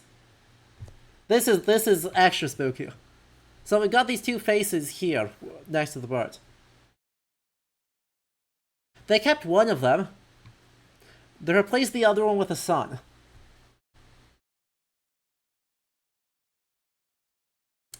They interpreted all of these 3 dots. There we go. All the 3 dot pattern. There, there, there, there, there, there, there, there. As stars. And therefore, just, you know, made them stars. What did they do to the rim? What did they do to the exterior? Did they do anything to it?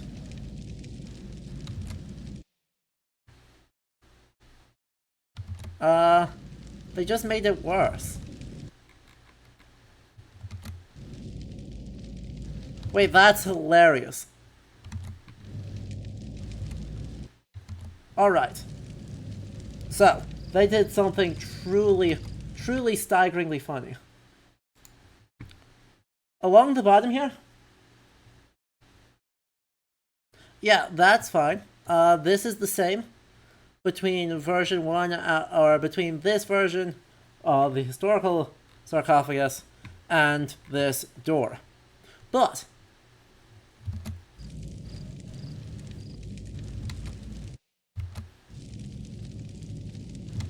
oh, that's so funny. Their image is cropped. They took the historical borders and they just cropped them. So it's about, looks like 4 or 5 inches too short on or too narrow on each side. And up on the top, they just like chomped off the top of the person's head at the very top center, just above the blowpipe there. That's hilarious. I'm not, I mean, I am mad, but I'm almost not mad because that's freaking hysterical.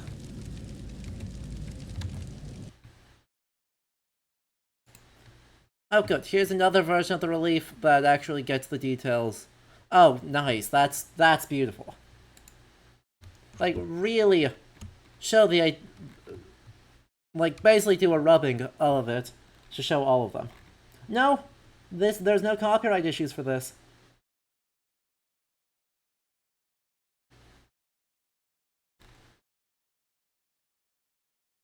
Public domain. Because it's, you know, 1,000 years old.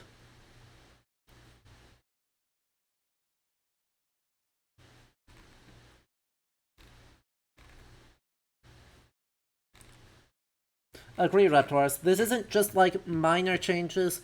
I mean, it is minor changes in that this is clearly identifiable, but this is specifically making alterations. I think the clearest spot is looking right here at the person where they added a face mask. And we're like, ah, yes, let's just make those changes and just make it have a real bad day. Fit the specific narrative of Isu descending upon someone and gifting them the Mayan armor TM. Which is extremely ancient aliens, and, yeah.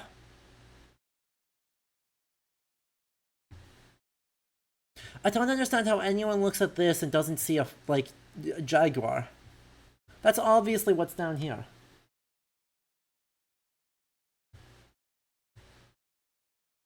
Oh yeah, this is a case, the clearest case, I think, where the idea that the metaplot exists in this world, game, thank you, has consequences.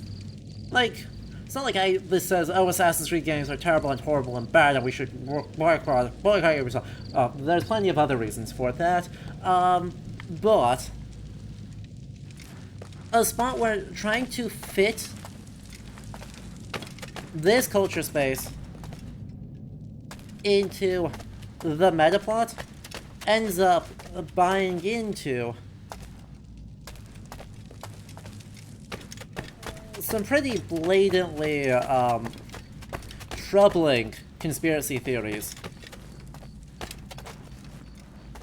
Oh yeah, this is clearly right. The correct version of this is clearly Palenque sitting on a throne with a divine bird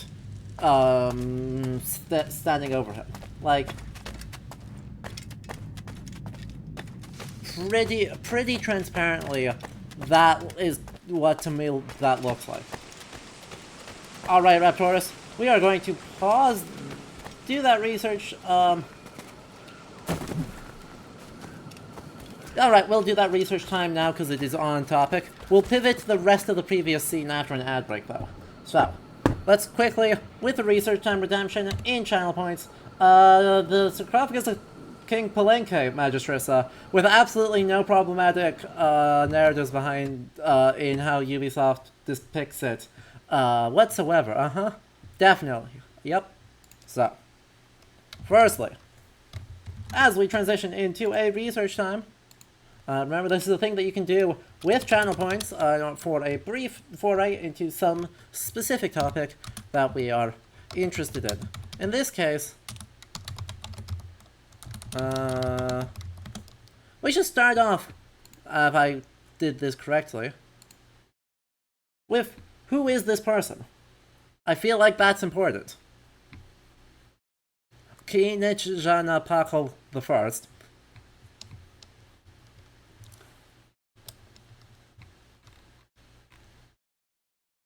Seated to the throne in July 615 and ruled until his death, which is 68 years.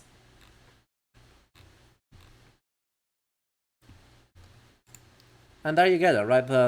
There's the funerary, the carved lid of the tomb of Pakal I in the Temple of the Inscriptions in Palenque. In the late classical period. Hooray! God, what incredible funerary things. Like, what an incredible sight. Let's just be super clear on that. Like, Reconstruction of Pakal's tomb at the Museo Nacional de Antropología. Like, that's super cool. I love this sitting up burial with the being shrouded in turquoise? Does this have metadata? It does not have metadata. Tragic. Looks turquoise. Let's see. So, stage number 2, by the way. Let's see. Yes, the Palenque astronaut. Yeah, of course. Yup. I wonder if the National Museum of Anthropology... Museum of Anthropology, Mexico. Wonder if it's got... online collection search. That's just Museums of the World, though. It doesn't, does it? Really? I'm shocked.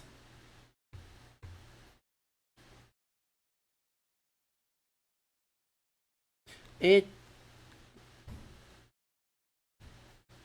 Alright, yeah. It might not have a website. Fascinating. Alright. Yeah. Interesting. Cool. So that took out... That was going to be stage 2, is to see what does the museum say about this thing, right? What is not only their provenance research, but their interpretation. Really? They don't have a website at all? Official website. I was like, that doesn't make sense. Colección Arqueológica Maya. I was like, that doesn't make sense. Are the Isu officially aliens? No. Technically, no. Let's see. Pakal?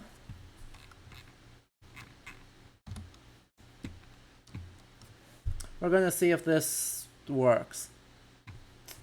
It doesn't like that. Alright. Culturas. Nacholuteca. Nachalka.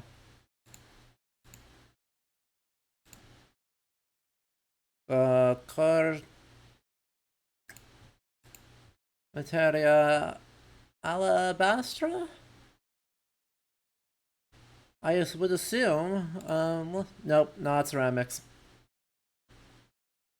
That was not the one I wanted. Ceremonial. Ceremonial is the one I wanted. Do you not have... Do you not have... Oh. You make me sad. Do we not have good digitized views? This is... Girl, being very slow. Museum websites are great, but I am not working in a language I know well enough to do this. But that is okay. Let's see. Anasazi, museographical stuff, grand houses, Chalka, Chalchopitas, Cholula, the coast, northern desert, Gulf of Mexico.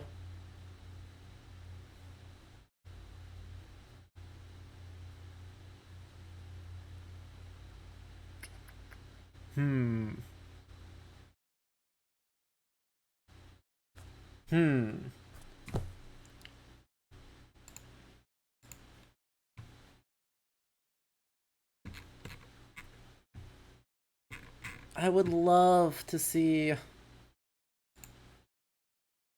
current. Yes? No, that's Teotihuacan. That's not fine. Lives of the Gods of India Maya are. Wait, this looks awesome. See more? I'd love to see more. Even though that's an old one.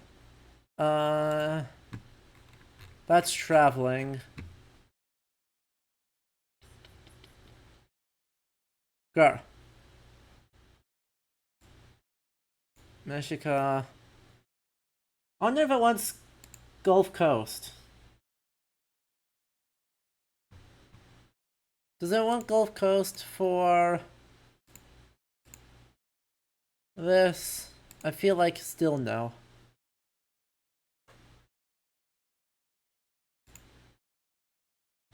No, because this is a lot of Olmec stuff. So that's clearly they want Maya. This is not the best organized collection search I've ever seen. I'll be honest.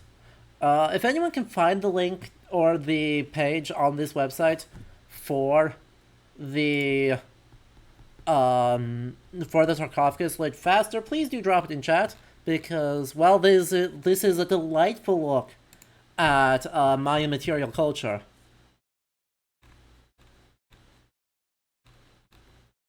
this is kind of a slow way of doing it.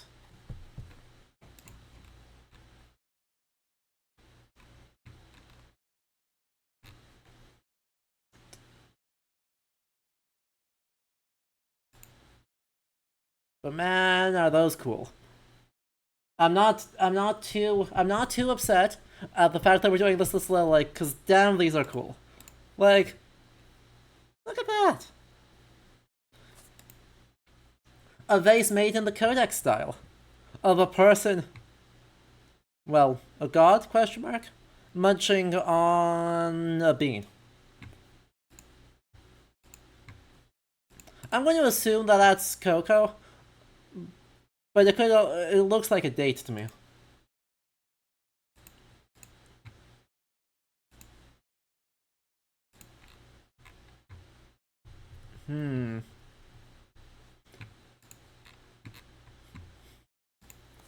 Still more education than the game will give us? Oh, 100% true. Look at how much material culture does not get transport. I mean, prompt lists for games are already stupid big.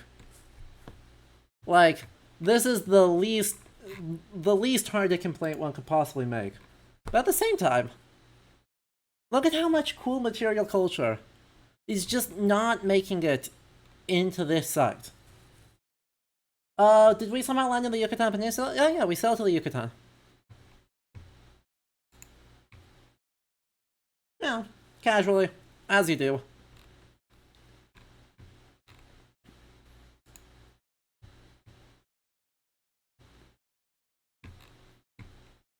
No, there's plenty of other Mayan stele around the islands, of course. Definitely. But this is all... I mean, these are all lovely, but these are a lot of fairly small sculptures, and not the big stone reliefs that I was hoping for. Material. Seymour. That's not going to be helpful. Okay. Yep. I'm not going to be able to make a good guess as to what this is made out of. I wonder if there's just a link to it. Mesowebs thing. Or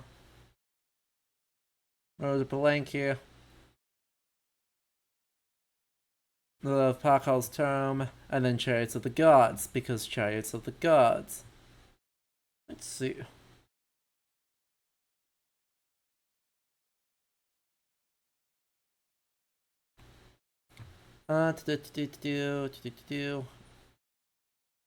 Rulers, not helpful. Let's take a look at this one. We'll see if it shows up. It's from 2004, so that's not necessarily helpful, but... Okay, that's the Red Queen, the classic Maya dignitary, so that's fine, but that doesn't...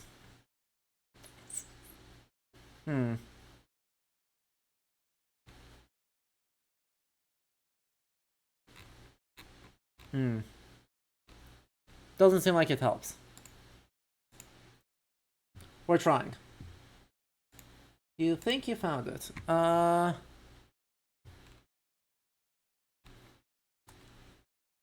This looks like it's the... yeah, the INAH, so that's the overall thing.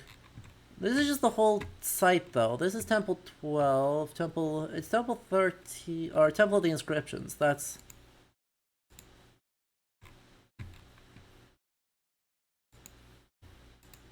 not super helpful. Also, you know, the other problem is, of course, watching me try and translate Spanish is going to be a mistake. Consists of a funeral chamber which functions with like an outer staircase or outer slope. Something sits on 3 ramps. Let's see, on the edifice on the north, which divides into 3 parts. The central part of which has the funerary crypt, and the outer ones have a sarcophagus. Let's see. Monolithic thing, because I thought the external staircase made out of 73 steps. Oh, 73. Okay. It has a corridor built from north and south, divided into 3 sections. The central part is occupied with the elements of the funerary crypt. South side with steps like the sarcophagus, and the north is the support for the tombstone that covers the monolithic tomb. For that part. Okay. Unfortunately, it doesn't really do a lot of interpretation for the thing itself, which is the problem. It also doesn't tell me what material it's made out of, which is not helpful. Tomb of the Inscriptions interpretation.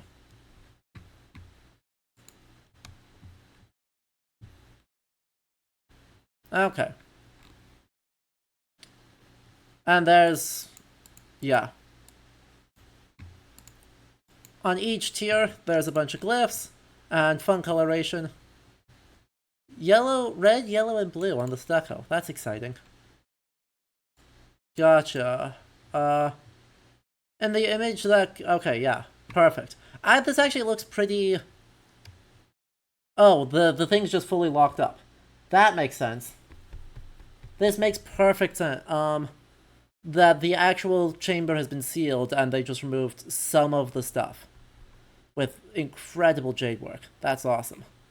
Anyway. This looks like a pretty plausible one. On the image that covers it, Pakal lies on top of the earth monster. Below him are the open jaws of a jaguar, which is Xibalba, which is some sort of underworld that I do not know enough about to talk about in any nuance, so I won't try. And then the celestial bird, which is on the cosmic tree, which holds the serpent in the back. Also on the sarcophagus are Pakal's ancestors arranged in a line going back 6 generations. So, if we actually look again at the sarcophagus, we can actually see the various steps. So we've got the bird here,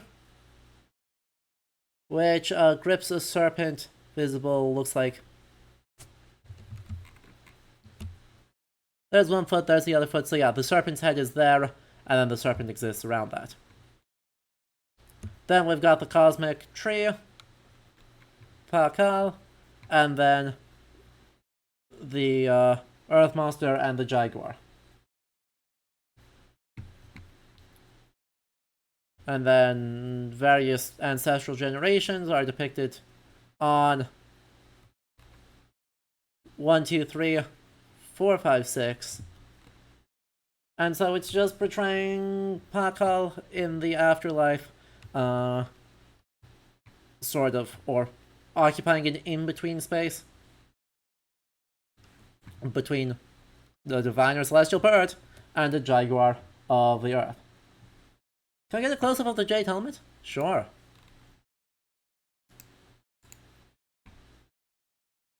Look at that. Remarkable stuff. Ubisoft? I'm telling you. If you were going to make a Maya armor suit, imagine just green face Edward Kenway. Just literally make it... I mean, that's a bit too much the mask. That's a bit too much the mask, but that's fine. I think I should do it anyway. Anyway, you want to see the dumb interpretation, because this is conspiracy theory time. Eric von Däniken, the creator of the modern Ancient Aliens movement, interprets it as a spaceship. A god from the skies. Clearly the celestial bird. Alright. Symbols representing extraterrestrials in just random ass spots. Another symbol that clearly means extraterrestrial, obviously. Good lord, this is insane.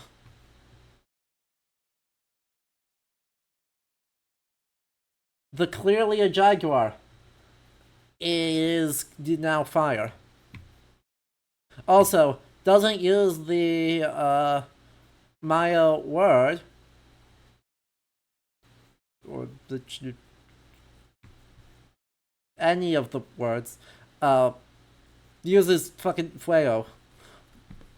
A well-cushioned headrest. Yeah, well-cushioned. Uh-huh. Yup. Yup.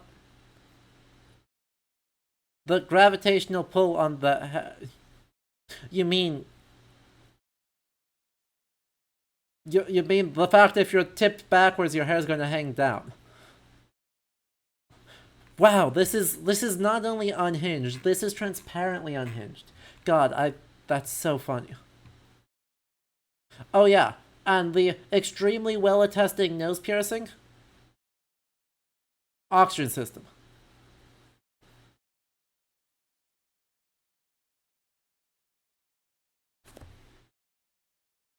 That's the name you actually recognize. Wrote something about how the biblical book of Ezekiel describes a spaceship. In the same book, even. Chariots of the Gods is a book that definitely exists. Mm-hmm. Yep. Yep. And after that deep dive, which is extremely fun, and honestly, right, super cool bit of cosmology that we get to actually see and explore, and observe is misrepresented in the game. Like, super cool portrayal of classical or early post-classical Maya cosmology. Big fan. When we come back, we're going to talk about the whole rest of the scene. Because the whole rest of the scene also existed. It was not just one thing. We got a whole rest of a mention about how the indigenous peoples of North America clearly had an affinity with the assassins, intrinsically, and they just kind of vibed. Yup. So we're going to talk about that when we come back from our ad break. So if you are excited for that, do not go anywhere. And in fact, tell your friends, because, oh boy, you gotta watch me continue to go, yup. That sure exists. So, you know, get friends in, get more people, get hype. I'm gonna go get some water. And I recommend everyone go stand up and stretch. I'll also put on some shanties and leave you with some snails. As we do. So, let's see. 7:28. Alright. I'll leave us some shanties now. We'll be back in just a couple minutes, so do not go anywhere. And for anyone who has to head off, have a good night. Hey boys! Oh, don't just hear the old man say, goodbye, fare ye well, goodbye, fare ye well. Oh, don't just hear the old man say, hurrah, me boys, we're homeward bound. We're homeward bound to Liverpool town. Goodbye, fare ye well, goodbye, fare ye well. Where all of them duties they will come down. Hurrah, me boys, we're homeward bound. And when we get to the Wallasey gates, goodbye, fare ye well, goodbye, fare ye well. Oh, Sally and Polly for the flashmen do wait. Hurrah, me boys, we're homeward bound. And one to the other will hear them say, goodbye, fare ye well, goodbye, fare ye well. Oh, here he comes Johnny with 40 months' pay. Hurrah, me boys, we're homeward bound. We'll meet these fly gals and we'll ring the old bell. Goodbye, fare ye well, Goodbye, fare ye well. And with them duties we'll raise Mariel. Hurrah, me boys, we're homeward bound. We're homeward bound to the gals of the town. Goodbye, fare ye well. Goodbye, fare ye well. And step me your bullies and heave it around. Hurrah, me boys, we're homeward bound. And when we get home, boys, oh, won't we fly round? Goodbye, fare ye well. Goodbye, fare ye well. We'll leave up the anchor to this bully sound. Hurrah, me boys, we're homeward bound. We're homeward bound to the old backyard. Goodbye, fare ye well. Goodbye, fare ye well. Then heave me bullies, we're all bound homeward. Hurrah, me boys, we're homeward bound. Oh, heave with the wheel, boys, oh, heave long and strong. Goodbye, fare ye well. Goodbye, fare ye well. And sing a good chorus, for 'tis a good song.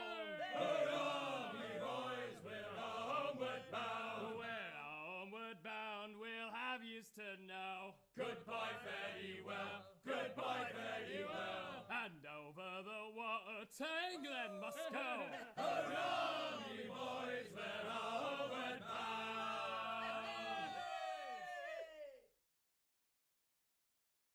Oh, do me Johnny Boker, come rock and roll me over. Do me Johnny Boker, do. Oh, do me Johnny Boker, the skipper is a rover. Do me Johnny Boker, do. Oh, do me Johnny Boker, the mate is never sober. Do me Johnny Boker, do. Oh, do me Johnny Boker, the bosun is a tailor. Do me Johnny Boker, do. Oh, do me Johnny Boker, we'll all go on a jamboree. Do me Johnny Boker, do. Oh, do me Johnny Boker, the packet is a rolling. Do me Johnny Boker, do. Oh, do me Johnny Boker, we're pulling all together. Do me Johnny Boker, do. Oh. Well, I hope you all enjoyed that. I hope you all enjoyed that brief ad break. Welcome back to Ludo History. If you're just tuning in, I am Adam, as always, and we are playing Assassin's Creed 4. And there's not been a whole lot of playing Assassin's Creed 4 today, because there's been a lot of talking about the Assassin's Creed meta plots decisions today. And by decisions, I primarily mean they sure have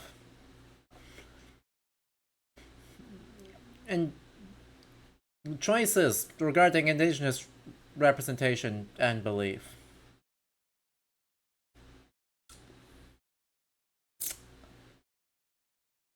Yep.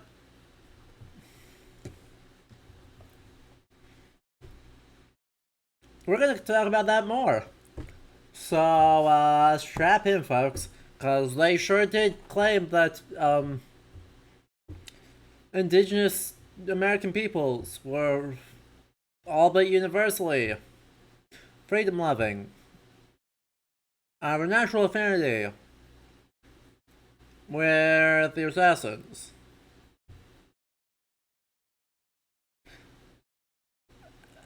And dang it, I think they were trying... I worry that they thought they were being based by doing that.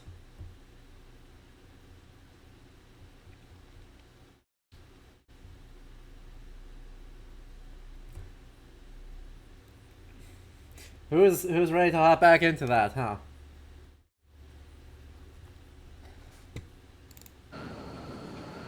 As we do, by the way, of course, do make sure that if you're enjoying this, you hit that follow button and consider subscribing to the channel. We try and do a whole bunch of history stuff here, and the support is appreciated. And once again, it is failing to load, so let's try that again.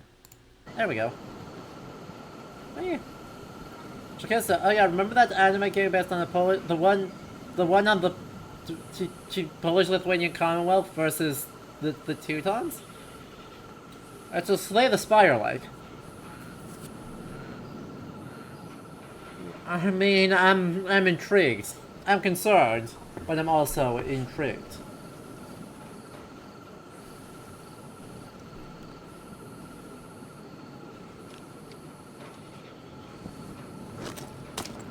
What can we do to make you play it? That's a great question, Litzel.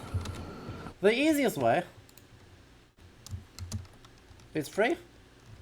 Well, even so, the easiest way to get it fast-tracked onto the schedule is to head over to patreon.com/ludohistory. Over there, at the $25 a month, low price, you can recommend a game to play, and it gets bumped up to the top of the list, assuming the game is actually out. So, for that low investment into the channel, you get your favorite historical content fast-tracked onto the screen near you, with my excited and/or dubious commentary attached. The DLC that makes the game less anime is free. The game's €15, $20. Thing about bribery is, it works. Sure do. I'm not even gonna, like... There's a whole bunch of great perks over on Patreon, including choosing emotes for this channel, and including getting special updates with a couple of upcoming projects coming up in the next, that I'm going to announce to patrons in the next monthly update as well. So, and once when I'm in the habit of making regular videos that are edited, patrons are going to start getting early access to those as well. So in general, lots of good reasons to become a patron for the future as the channel continues to expand and grow and branch into more topics. So, no. Look at supporting me over there. Anywho.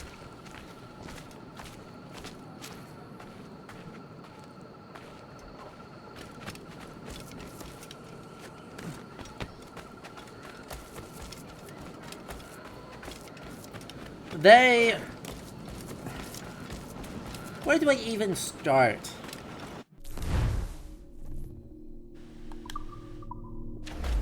Like, real talk.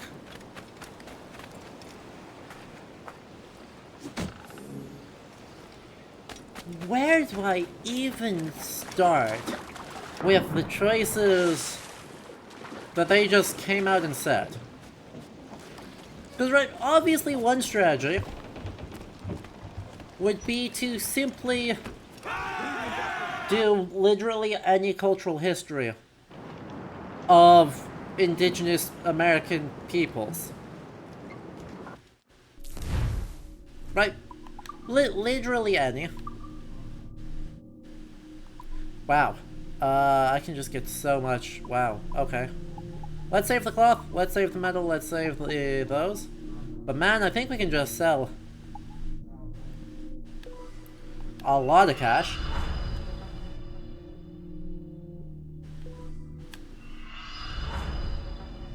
That should help.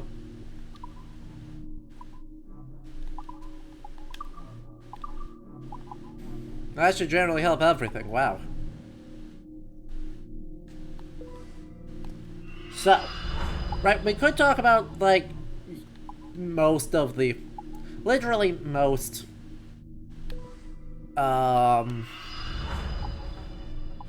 materials regarding...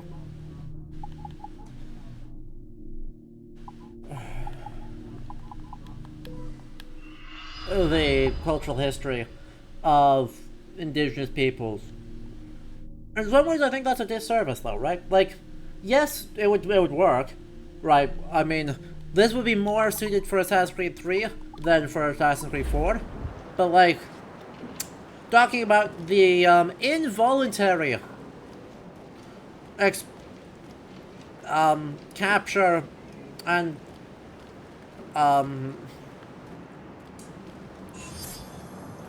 I mean, I think it's enslavement, right? But like how the Haudenosaunee Confederacy does warfare and press gangs people and engages in forms of involuntary servitude.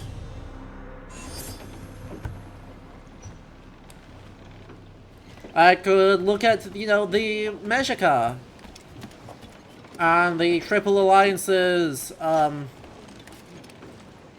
domination of Highland Mexico. I could look at the programs of extermination the Inca engaged against the peoples of Patagonia. Captain's trick.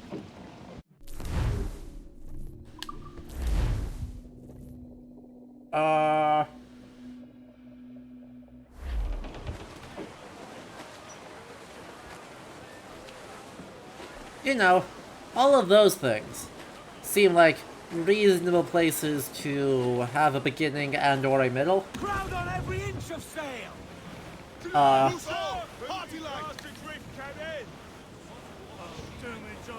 On the flip side, right? The solution to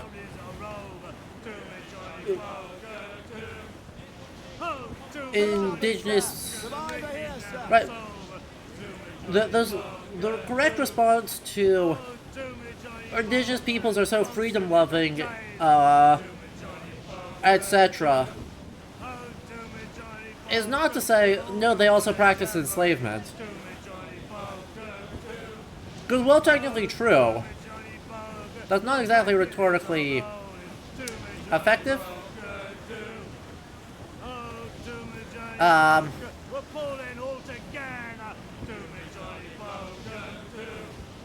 Alright, it's not rhetorically effective, and it kind of, given the program of extermination that European colonial empires promulgated against so many indigenous groups, including the Maya,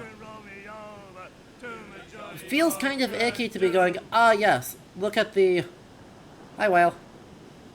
Look at the fact that they also have human sacrifice and other, like, horrible, torturous bloodletting that was not always done voluntarily, and engaged in warfare against each other, and had a very oligarchical, with limited social mobility, society in many city-states, etc., etc. Right? There's a lot of... Like, there's... those sentences are all true.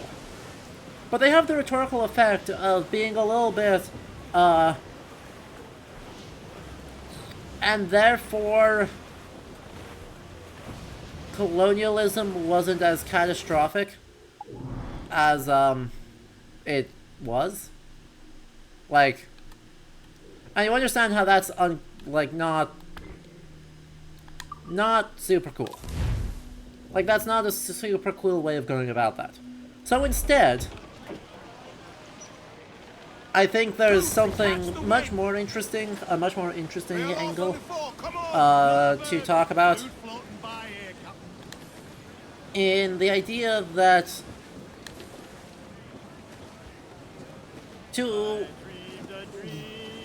this idea of indigenous peoples as being particularly free. Exactly, you've seen so many reply guides on Twitter say Native people wage war with each other too, as pro-colonialist whataboutism. Exactly, we're not about that. We're not gonna just, like, buy into that language and that argument and that response.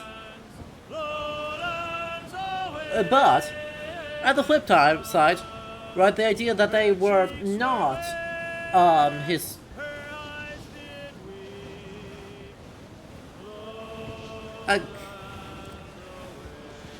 the sea shanties here are really starting to throw off my train of thought. They're awesome, but they aren't throwing off my train of thought here.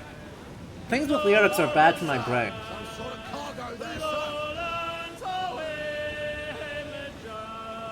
But they're too nice to not have running. But anyways, let's continue. Right, the idea that they are that indigenous peoples in the Americas are particularly freedom-loving, right? Particularly independent. Particularly aligned with the ideas of individual choice and liberty, etc., and self-determination, that the assassins like, is of course also a thing that comes out of European colonialism. And that is in fact,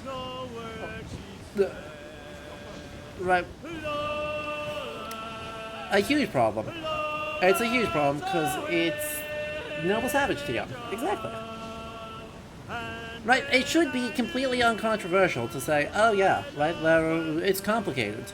And there were people and polities that did empire in the Americas. There are ones who made their primary career off of doing warfare. And on the subjugation of other people. In the North American continent, in the South American continent, in Mesoamerica, all over the point. But, right, given that the Assassins are the protagonists of the franchise, despite some flirtations with alternatives in various spin-offs, it does broadly seem to be the case. Scale of 1 to 10, how not close to that ship do I want to get?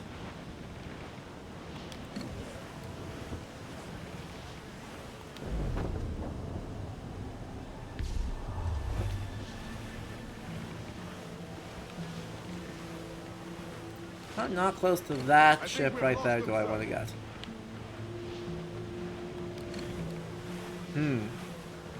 But yeah. So this idea has been brought up a few times, but the Noble Savage, where, this is an idea that largely comes out of late 18th century materials.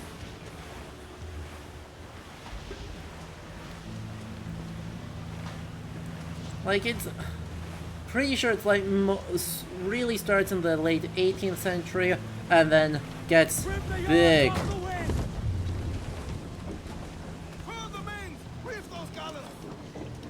Gets big in the 19th century, and especially the back half of the 19th century.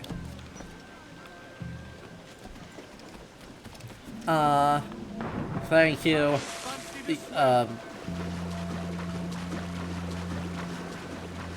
What's its face? Racialized hierarchies. That's the words I'm thinking of. Thank you, racialized hierarchies.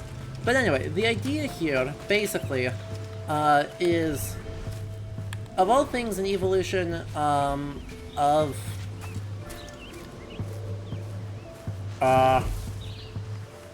don't attack me. Cool.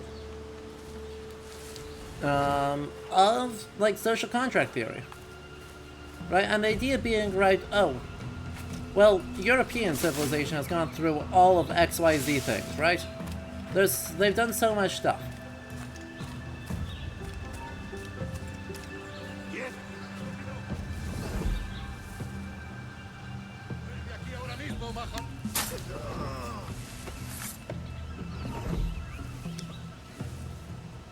What? You saw nothing.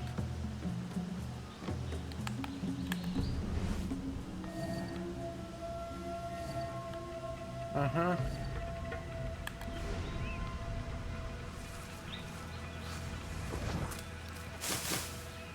And so, well, the idea is a bunch of aggressively, frankly, aggressively racist Europeans looked at it and was like, dang it, you saw nothing. Beautiful.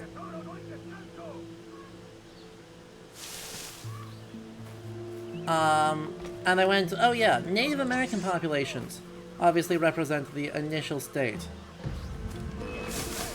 So...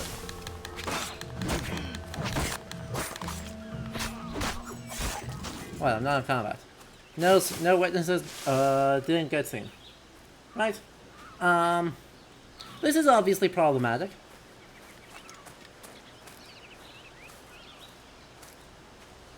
And so, right, they end up largely imagining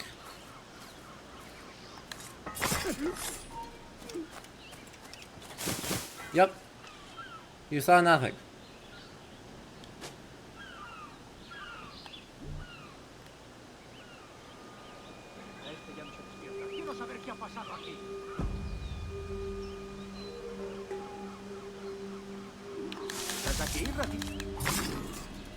Oh. Well.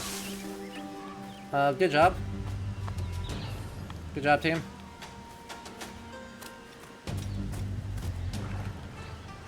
Flawless victory. And so, right, the idea is, of course, the ultimate conclusion that this ideology, right, has, is that, oh, Native American populations are cool, but they are ultimately pitiable, because just by the natural order of things, right, due to the natural evolution of human society, they were going extinct anyway. There was no assistance here. No idea what you're talking about. Absolutely. No, no assistance here whatsoever.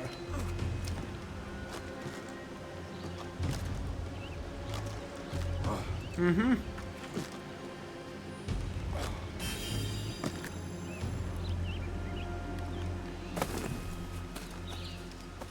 Exactly, right? So it was good. It's not is good. Was good. And because it was good, it should be mourned from a distance, in isolation. Should we do anything to actually, you know, preserve, should we give back indigenous land? No. Should we actually do anything to guarantee indigenous rights in courts? No. Should we do anything at all to potentially reduce harm? No. They were beautiful and now they are gone, and that is the way it is supposed to be.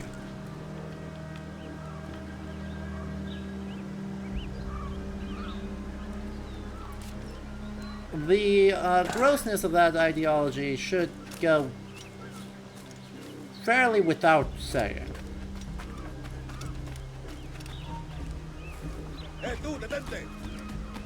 Shush. Oh, come on. Every bloody time.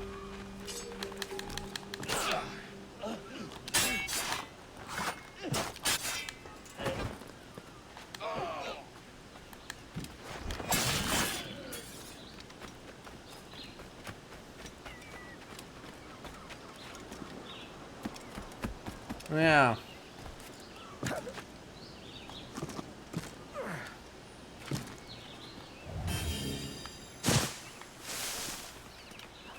Uh-huh. 90% of Western civilizations believe there's magical order of things rather than human action and consequence. Ah, see. Human action would imply human guilt, and we can't be having guilt around here. That's not how that works. Gosh, a cadaver and a letter. Well, alright. Nothing for it. Hey folks, you're in the way.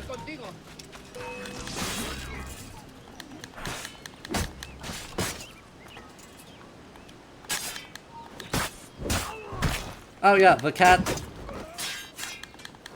I thought the cat was gonna get involved.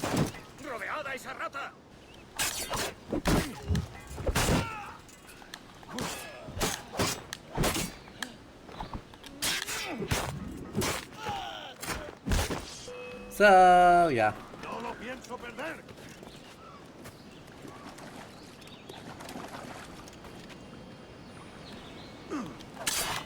No, don't do that. Come on.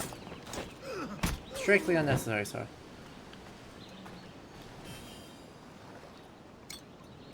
I mean, the mandate of heaven was/is a thing. Yeah. Turns out that happens in a lot of places. Right, basically... Oh good, Peter back for the elevator.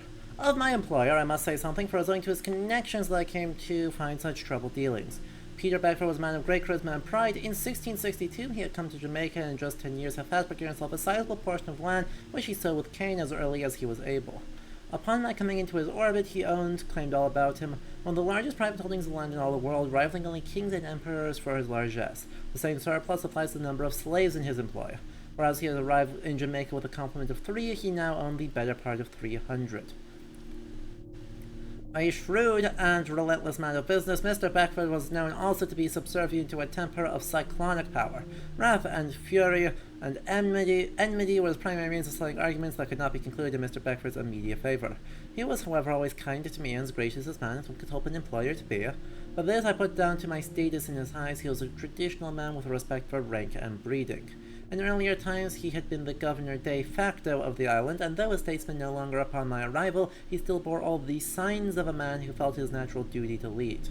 Furthermore, his political connections he valued as deeply as his sugar and the money it brought him. It was in this capacity, following the arrival of a Spanish soldier, that I met the man who had changed my life for the worse forever, a man named Lorenao Torres. Oh yeah, I also wanted to check... Oh.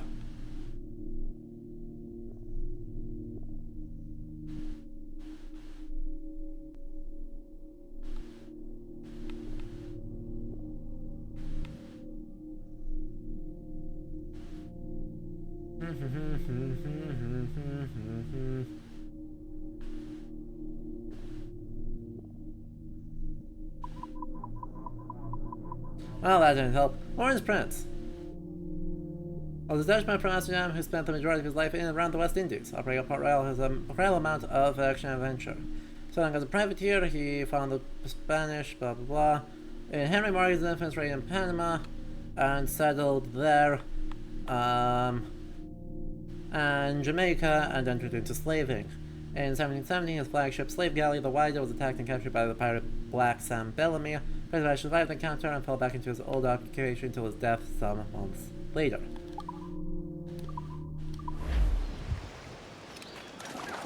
Hooray.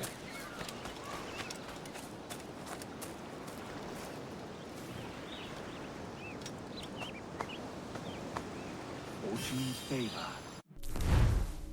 Treasure maps.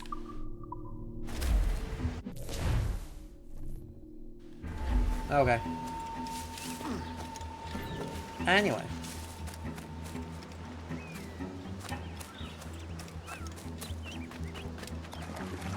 We'll just use the boat here.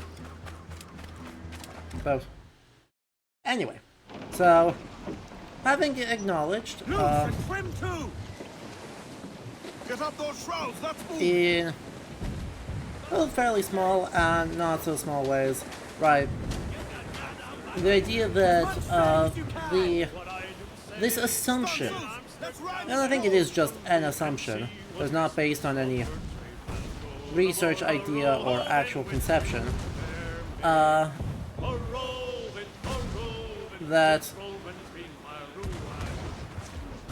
if you attack me, I'm going to be so mad. Aye. Let's just get out of here. The Assassin's Creed game makes that, oh yes, even though the Assassin-Templar conflict did not exist prior to the, European arrival in the Americas, which is good, that's a choice I like, pretty much everything else about it, speaks to tropes, that were created to justify, or naturalize, the extermination of native people as something that is good and noble and conducive to study about the original state of mankind, and not that they are living people who deserve rights and protections. Having acknowledged that, it becomes clear that even though they clearly, right, want this anti-colonialist narrative, right, basically it seems like Ubisoft sees a similarity here between the pirate republics right, and the idea of pirates as anarchists, and anti-colonial movements and resistances led by indigenous people. Right, they see some sort of ideological resonance. And while I don't blame them for that, like, that's not exactly a horrible, completely unreasonable assumption to be making, given what they have chosen to do. This is not really that shocking, right? Since they are drawing on histories and scholarship that emphasizes the individuality and pseudo-anarchist nature of the pirate republics. Oi, oi. Why the long face? You falling in love? With your blouse. You're welcome to Nassau, gents. Everyone is that does their fair share. Fair share? What is this, a fucking monastery? We was led to believe that Nassau was a place where men did as they pleased. Safe keeping others from doing the same. Aye. Captain Thatch. I live and breathe. What is this magnificent muzzle? Speaking of the pseudo-anarchist state, now we can actually dig into, you know, Blackbeard and the Pirate Republic of Nassau. Brings you two gents this far north. Speaking of which, Blackbeard. The word is, Cuban governor himself is fixing to receive a massive gold from a nearby fort. Until then, it's just sitting there, itching to be took. Governor Torres himself, eh? Sounds promising. Welcome to Nassau, Captain Vane. Mr. Rackham. Oh, hey. Well, it's not Charles Vane and Jack Rackham. A bit rough. Do you know what I mean?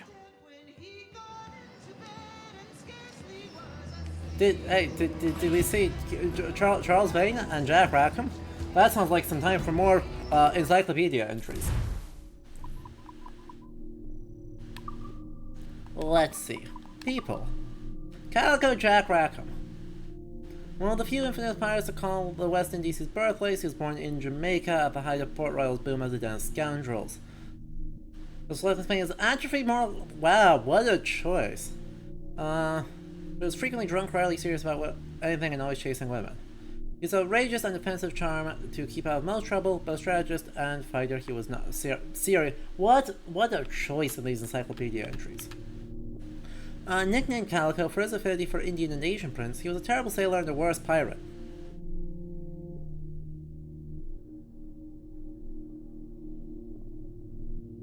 They're gonna go real into Captain Rackham is gonna be our Jack Sparrow. Uh-huh.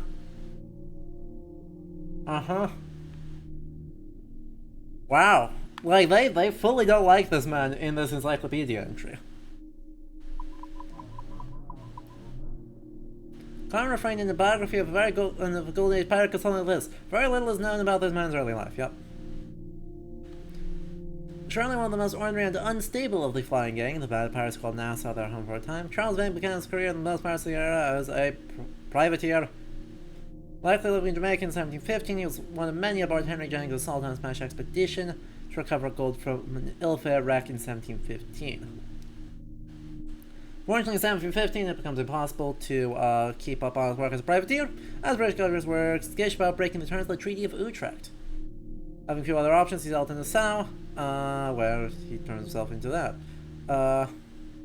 Quick to anger up ferociously mean, Charles Vane earned himself a reputation as a difficult captain to sail under. So in 1717 or 1718, Calico Jack Rackham joined the crew as a quartermaster. The two remained partnered for some time, and lived and worked in Nassau alongside the likes of Ben Hornigold, Edward Thatch, and Henry Jennings. God, you hate the term moral compass? I also have grown to hate that term. But it is interesting.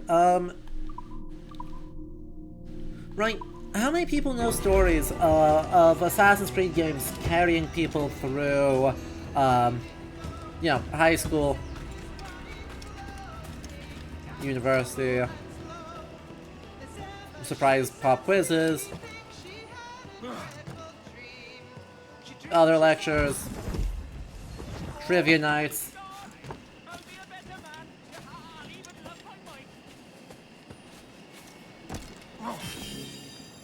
I assume most everyone knows somebody who has had that sort of experience with these games, Total War, EU4, something, right? One of these big history games. The whole big deal. Blue, correct. Touring Venice.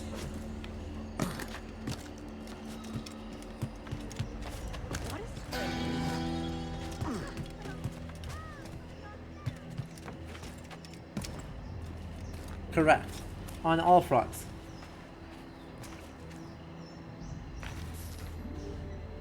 Did you miss meeting Jack Rackham? Just barely. We're gonna see a lot more Jack Rackham. He, mostly just had a very fancy shirt.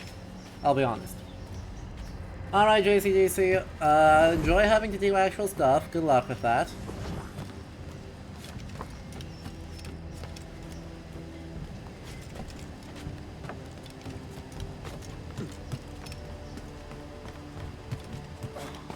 But yeah.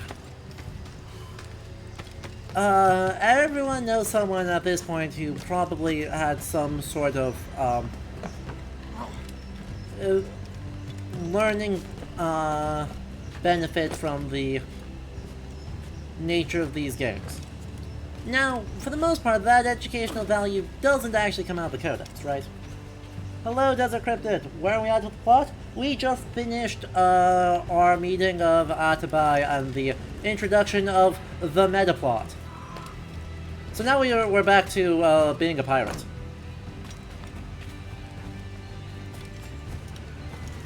We had strong feelings about Atabai.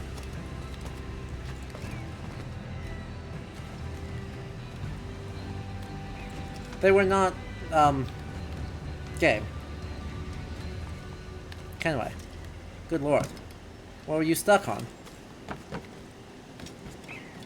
Why were you stuck on it?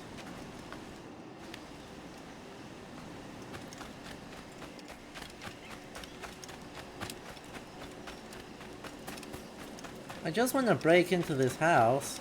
Okay, castle. Okay, heavily armed fortress. Dynasty Warriors? This is the Twitter thread that actually, right, it just came up on Twitter again. Oh yeah, we learned everything from Dynasty Warriors.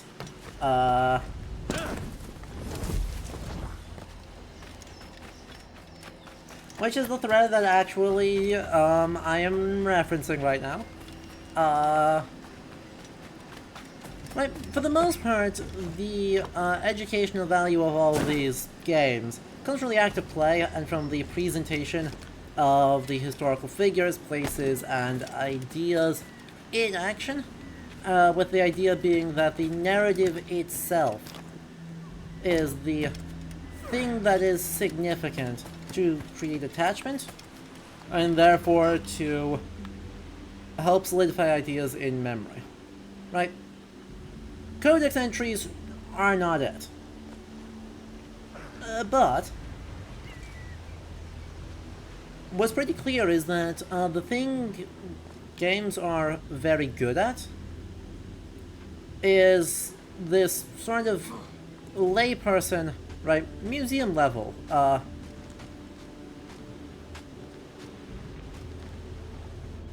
sorry mate, you didn't want to do that.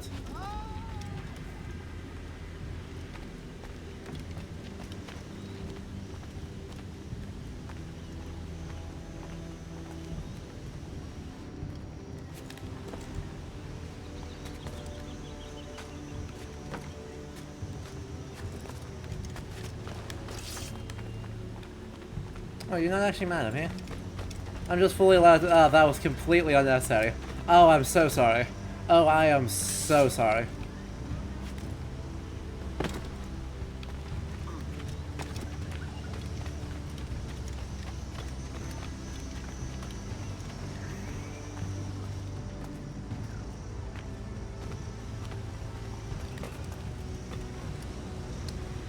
See ya.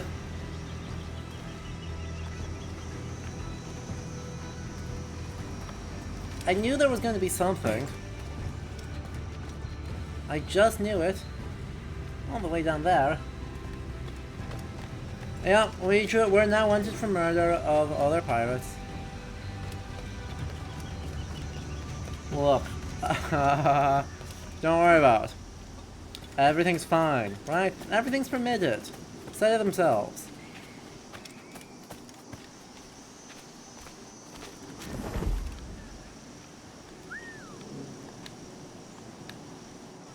I'd love to drop down. Oh, I assume it's not actually down there. Where is inside? If that's not inside, then where is inside? Farther down this way? No.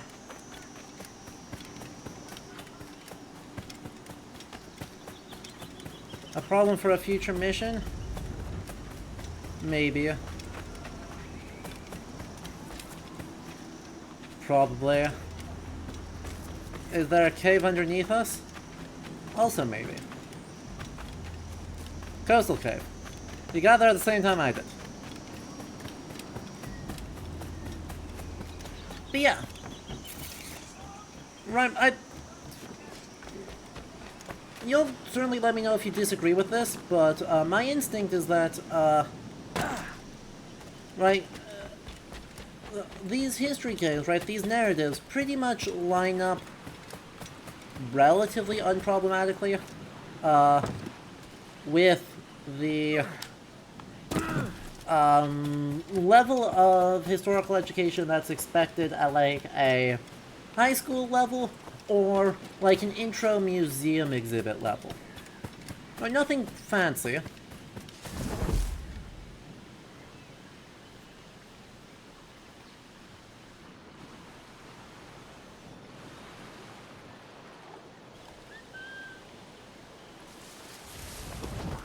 Nothing like super sophisticated.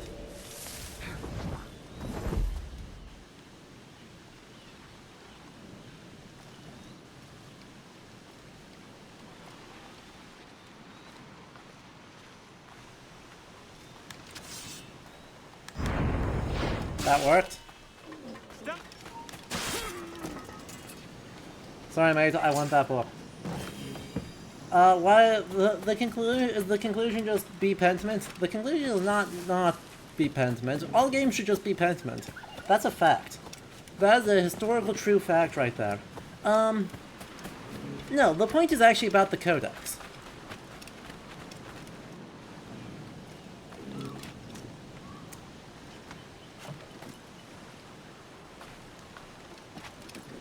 Oh my god, Edward. Bonk. The point is actually about the Codex here. Because they made some aggressive choices regarding the quality of person Calico Jack Rackham was. And the effectiveness of pirate that Calico Jack Rackham was. And like, man fully didn't deserve that.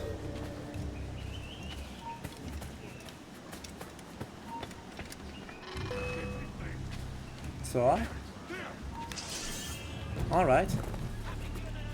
Fine.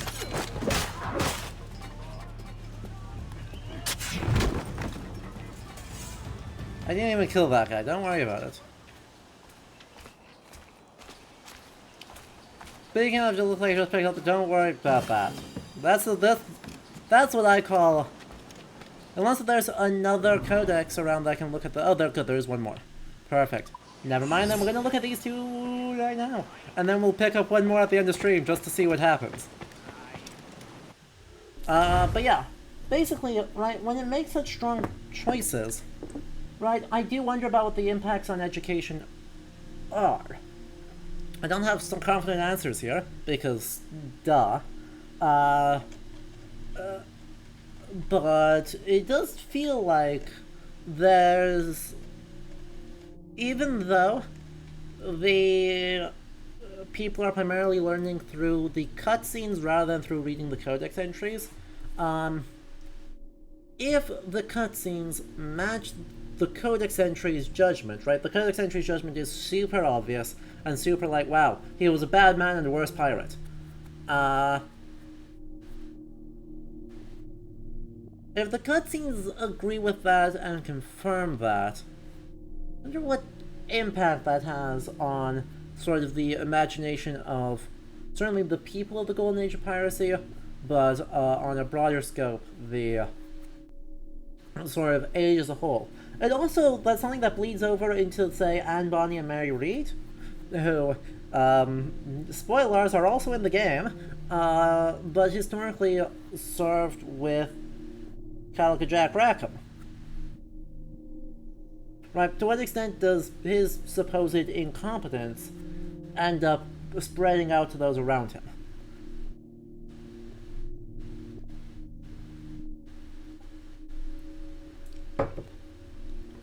Anyway, let's look at some manuscripts. Database. Documents. Manuscripts. Vasco da Gama. Why is it here? Once a part of Peter Beckford's collection. That's how they're justifying all of this, by the way, is just Peter Beckford's collection. I love this atlas. This atlas is phenomenal.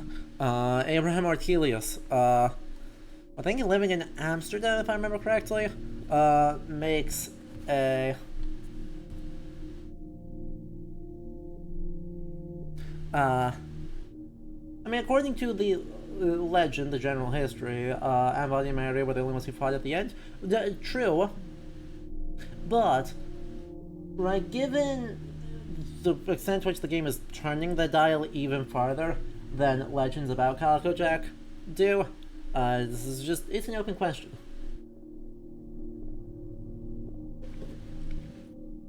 There's so much but in this game. So it goes. Anyway, this map's real cool. Don't know what it's doing here, but it's very cool. I mean, this, of all of the things we picked up so far, of all 4 of these, this is far and away the most likely one to be in the Caribbean in the 1710s. Because this existed in a whole bunch of copies. And those copies were shipped all over the world and were an incredibly high demand item. With reason. Like, look at this. Look how freaking cool it is. Yes, we can pull up a higher resolution version.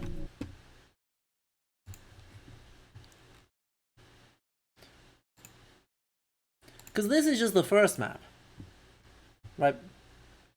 This is just the first map of the atlas. This is an atlas. This thing's thick.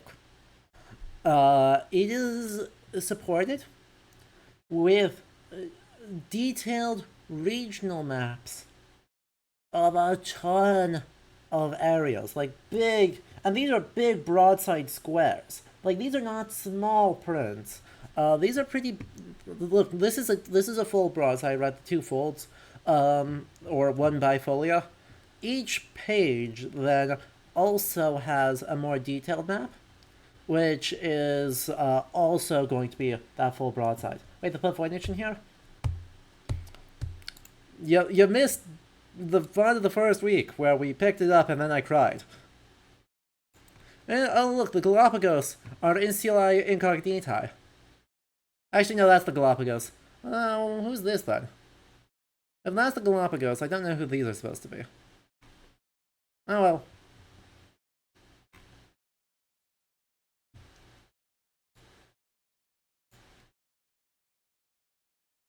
Jamaica, Hispaniola, Louisiana, Paraná, Bermuda.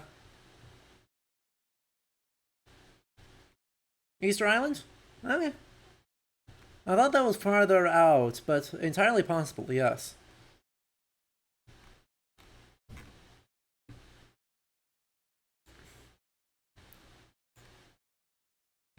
New Guinea, this continent, Australia, uncertain Magellan region,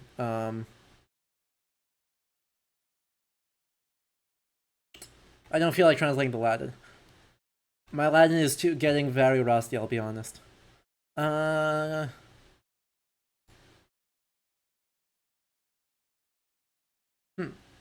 Columbus, in the name of the Kingdom of Castilla, first detected this place. Or, I guess, first detected by Christopher Columbus in the name of the Kingdom of Castilla. But look at how cool this is. Moscow, Azov, Tartaria, Krakow. Actually, interesting set of. I haven't actually checked all the cities in here. This is super fun. Paris, Lyon, Brest, Lisbon, and Sevilla are the only ones in there. Bergen's the only one in the entire Kalmar Union that gets a name. Augsburg, Vienna, Ragusa, Buda, but not Pest. Krakow. What a strange collection of cities. Brazil? An island off the coast of Ireland?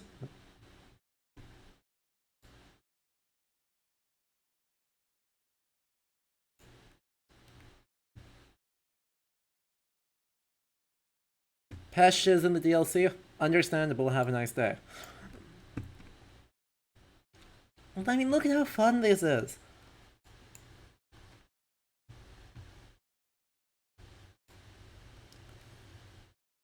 Wait. Psittacoram Regio.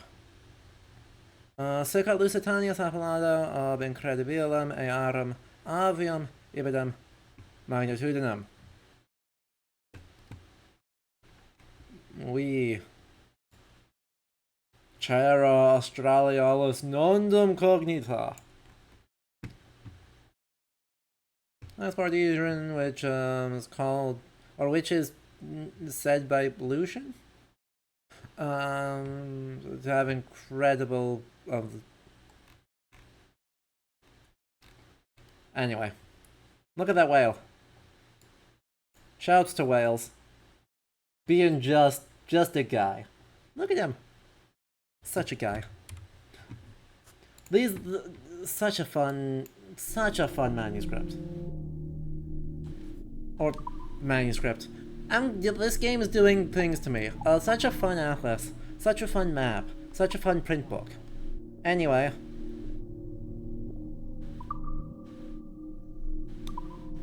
Ancient Mayan Codex still extant, currently being held in Dresden, once owned briefly by Peter Beckford. The provenance notes there of that they're all in Peter Beckford's collection just straight up a false. Untrue. But it is true that it is an extant manuscript in the Codex style in Maya. And that's pretty cool.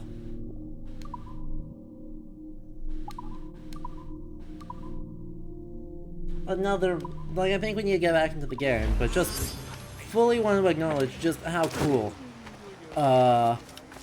Mesoamerican codices are. Because there are many of them. Called by a Portuguese, yeah, that makes more sense. Called by a or having been found by a Portuguese explorer, perhaps? Somewhere in that vein. What are you doing here? Alright. Travers?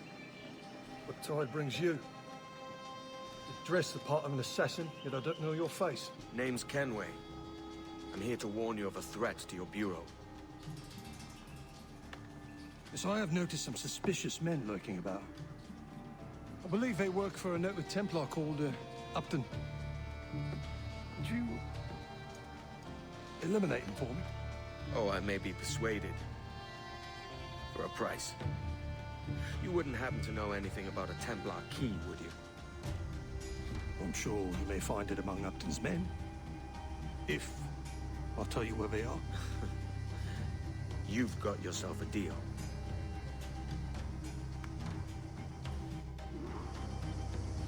True.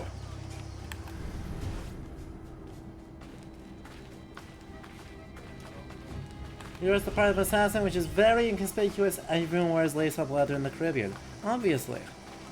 Just look at all these people who are definitely, okay, they're a bad example. Look at this person who's wearing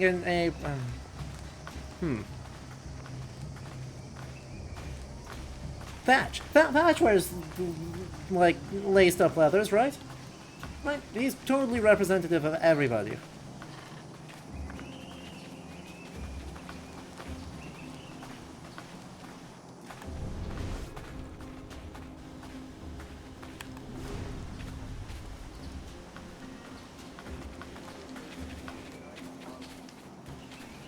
God, I love...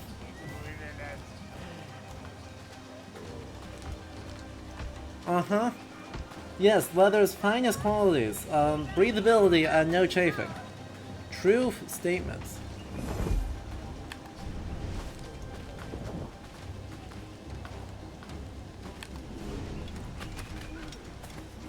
Damn it. I'm not gonna get it. It's gone. The sea shanty escaped.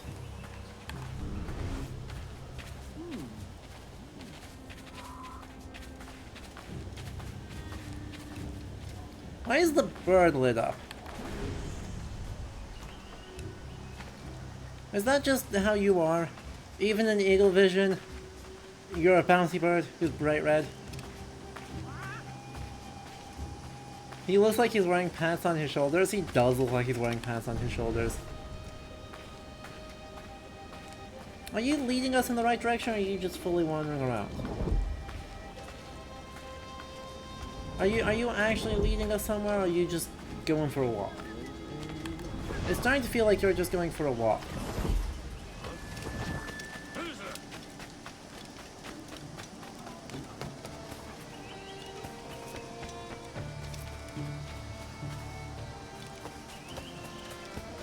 Incredible deal. Just let me tell you where they are. Proceeds to not do that, leaves it entirely up to us, and says,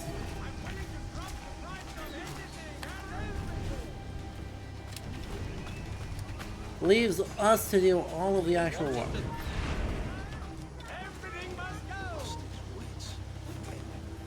Odds and ends of every description. Tries to change hands. Wanted the goods transported to his residence instead.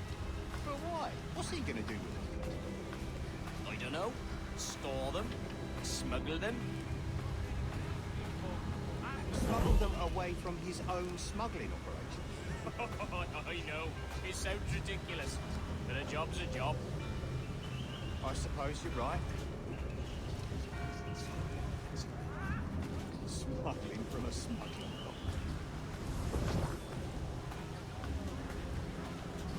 What's that? We're smuggling on smugglers? Never think about that word, smuggler. Rather funny, ain't it? Whoever thinks about words. Me. Me, certainly. But say, smuggler. Smuggler. Smuggler. You're right. It does have a kind of a funny ring to it. Smuggler.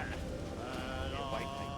Maybe we shouldn't be saying it quite so loud, though. On account of it being smuggling? Right. Right. They are foolish, aren't they? What a delightful... The others be waiting for us when we get there. Yes. It should be easy. So we move the goods, then we go to the inn. Oh, we should be so lucky.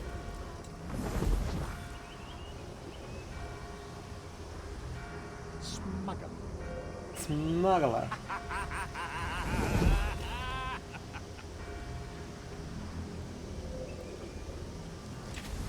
Where's it, lad?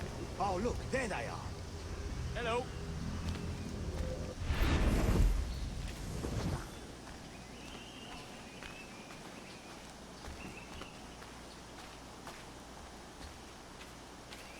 Alright, well.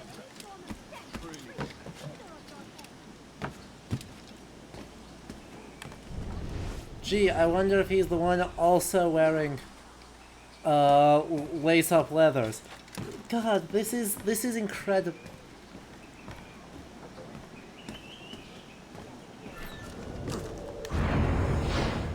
Nailed it. Stop! I am Upton Travers, Bureau Leader. What? Is Vance your... My blood brother. We work together. I didn't kill nobody. And those were not Templars that you killed. They were my workers. Don't blame me. Your brother ordered it. Does he mean to usurp me? I don't know, mate. I'm only after a Templar key. A what? Please. Turns out, if they're wearing lace-up leathers, they might be assassins. What? And why should I trust you? Meet me at the Bureau, and I will show you. Also, I didn't kill anybody. Brother. I didn't kill anybody.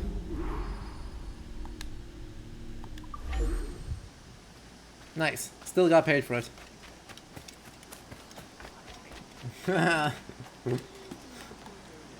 Secret organizations perpetually walking around in super distinctive clothing. It is known. That is what you do. You walk around in distinctive clothing. That's how you know that, you're part of a secret society. Obviously. It's him! Come on. He's a killer! A pirate! You're in Nassau. What are you talking about?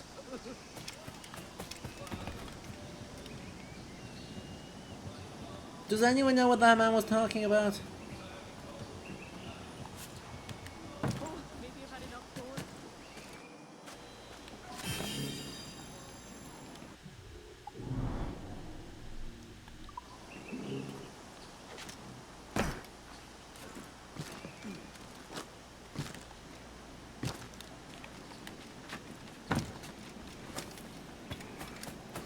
Quit crying, it was just one tackle. Exactly.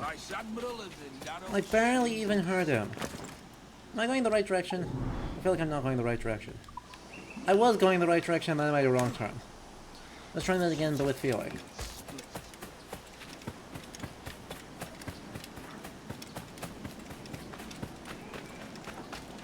They need to be more stealthy, they should probably be wearing masks. Don't give them ideas, right? Chakista. Oh, come on. Why would you give them ideas like that? Mainly, for the most part, it's the Templars who have had that idea. Really, it's, this... It's almost comically overwrought fancy, overwrought and, fancy hoodies versus masquerade all day, every day, and somehow... Has misled you. Start from the start, mate. Recently, our trade introduced us to a formidable woman, Jing Lang, a pirate from the farthest seas of the Orient. Intriguing. She and Vance quickly became inseparable. Any reason he should have thought your men were spies? Well, there is the treasure. Oh? A pirate sold us a map. We each kept half. Come, I will meet him now. If you follow with discretion, you may hear it for yourself. Follow me at a distance. If anyone sees you, tell them you are my bodyguard. There are thieves about who would stop at nothing to secure either half of the map. This is silly. What the heck? I mean, hooray, getting to... Hide there. Follow me when Vance Hooray for getting to, acknowledge the fact that I was not just European. Good day, brother. If I may still call you that. Why? What else would you call me? Stranger, perhaps? I barely know you anymore. And if the whispers around town are to be believed, you would have me gone and done away. Upton, calm. You know better than to give it gossip. Ness always too small. Open tongues turn everything to sentimental comedy. It's domestic tragedy I'm trying to avoid. Well said, brother. No stronger bonds than family, except business. Goodness knows we have more than enough of that between us as well. That is true, brother. That is very true. And what a business it is. I'm sure neither of us would ever do anything to upset the balance of things. Did you see that? Did you see? Chat. my brother. Good day, brother. If I may still call you that. Why? What else would you call me? Stranger, perhaps? I barely know you anymore. And if the whispers around town are to be believed, you would have me gone and done away with. Upton, you know better than to get into gossip. Nassau is too small. Local tongues turn everything to sentimental comedy. It's domestic tragedy I'm trying to avoid. Well said, brother. No stronger bonds than family, except business. Goodness knows we have more than enough of that between us as well. That is true, brother. That is very true. And what a business it is. I'm sure neither of us would ever do anything to upset the balance of things. Quite. It? My half of the map, you mean? The map. Of course, the map. The map to the treasure, to our legacy. That very one. I have mine. Where is yours? Vance, you know I feel we must protect that treasure with utmost caution. On the contrary, that map is our protection. Its treasure, our freedom. All the more reason to keep it. This cloak in that heat cannot be comfortable. Or that cloak in this heat. Can you not imagine the luxurious life that awaits us once we unearth its bounty? I really don't think it. The Travers estate plantations. No more smuggling. No more organising men. No shipments. No risk. Why not begin now? Vance, are you sure your future will unfold so easily? What do you mean? What do you imply? I am not implying. I am merely asking. Seriously. Do you really imagine Jane as the lady of the house? Mistress of servants, brood mother? Or should I not imagine? You question her love, her fitness? Of course not. But knowing her as you do, you must appreciate that she is a woman of action. She needs the sea, challenge. How will she adapt to a quiet, domestic life? Yeah, we're so stealthy. It doesn't matter if anyone sees it. It pains me to tell you, but I do not believe she will consent to it. Oh, what gives you such insight into her heart?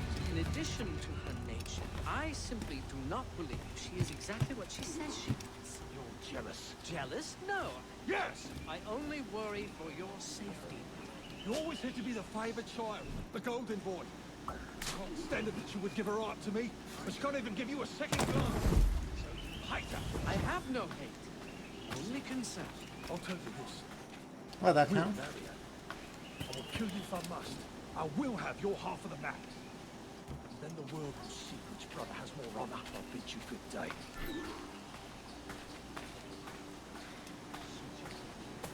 Well. I can see they're having a great time, huh?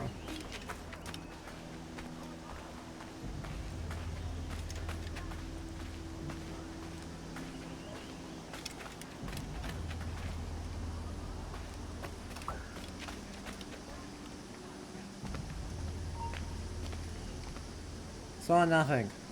Yep. This hood right here saw nothing. Thankfully, no one afterwards told them anything. True. You have the map. Not yet. Not yet. What am I to tell my order? You know we can't leave until I have it. I'm taking care of it. Give me time. More time? Your loyalty makes you soft. I think you're not man enough to see it through. My flower, it is all but done. I've hired a man. In moments, Upton's life will be over, and the map will be out. You saw nothing. Yep. My flower, it is all but done. I've hired a man. In moments, Upton's life will be over, and the map will be ours. You hired a man. In your scriptures, did Wow. Cain hire a man? No, Cain was a man. Come to the field, he said to Abel, and he did it himself. He did not require a third man to carry the axe. We did not have so many witnesses as we do in Nassau. Trust me, he's doing it now. Right this moment? Nothing can save him now.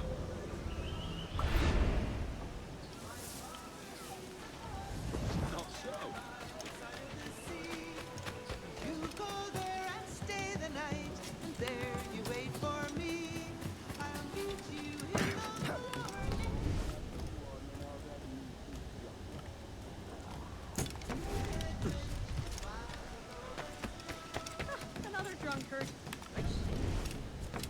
Hello?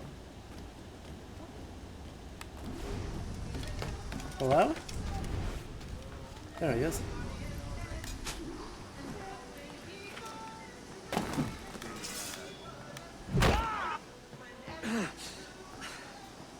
Edward? I believe I just saved your life, mate. Thanks. He said he would kill me. I thought it was bluster. He is my brother. Despite what you told me, I thought it meant something. You're safe for now. But perhaps a trip away from Nassau would do you some good. Alright.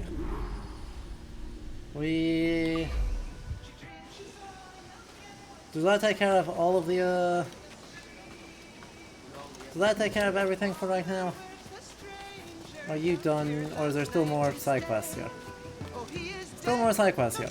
Alright, one more and then we'll call it a day. Good God, man. What's happened to you? I cannot go on anymore. My brother? A traitor, that woman? He's having a great time. Templar? I have no family.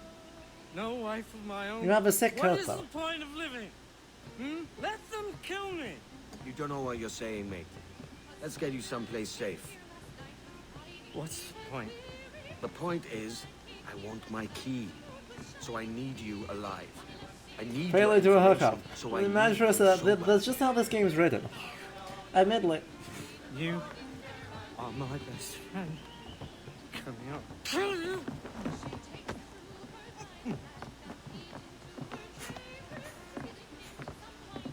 What are you looking at? We're just a... You there with a sour face.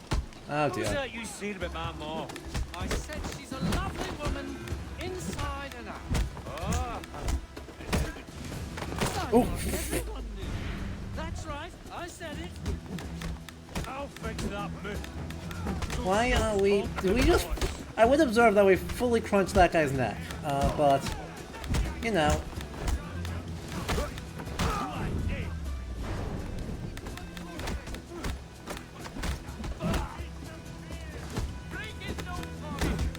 I mean, he's pretty good in a fight despite being completely off his shit.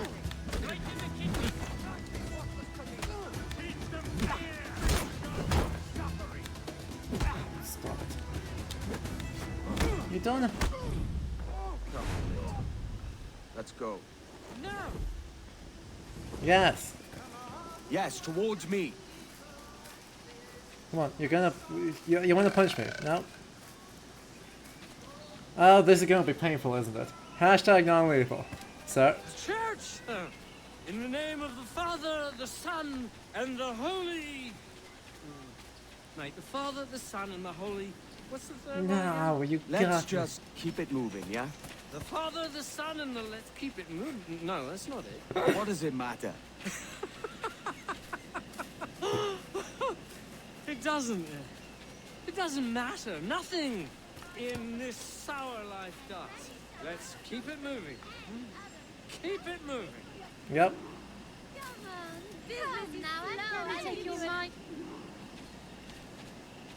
Just go away. Not over there. I don't feel so good. He's secretly a chiropractor. He gave that guy such a good adjustment he can last in relief.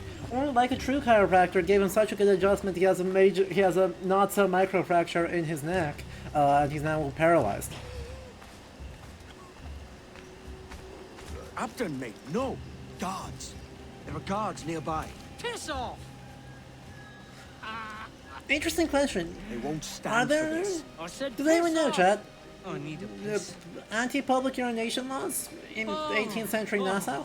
Oh, that's much better. Stop that! What? Why won't no one let me so much as take a piss? Put it away.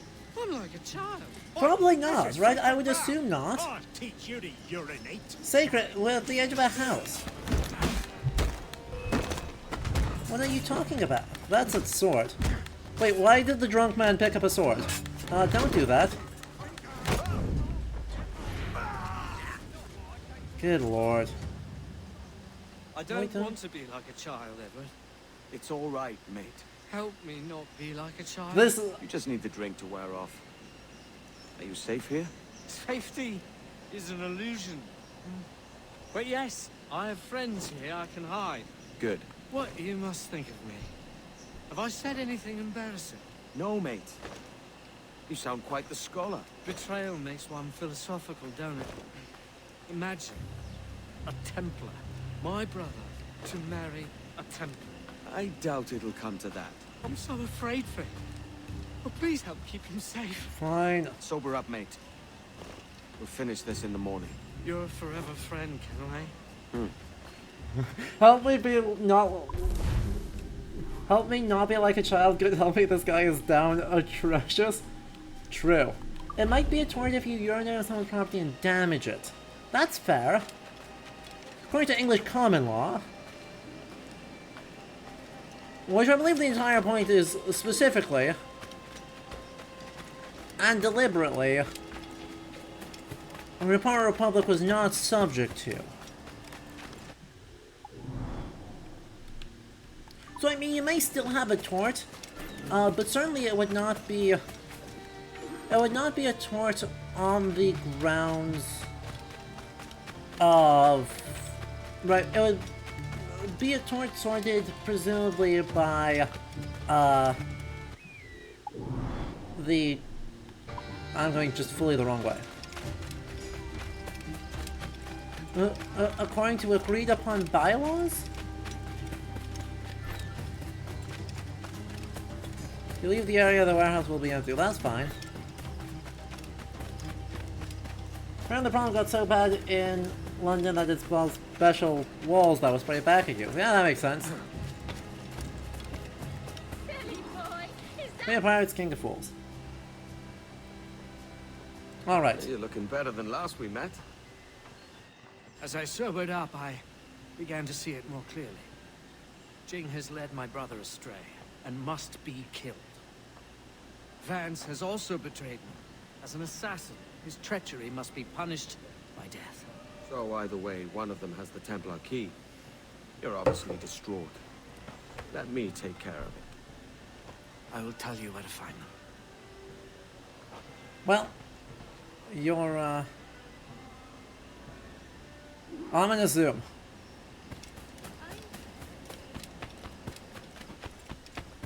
But yeah, right? The guards did say, hey, like, this is sacred ground, and what you're doing is bad because of that, which is abjectly silly, because we were nowhere near the church.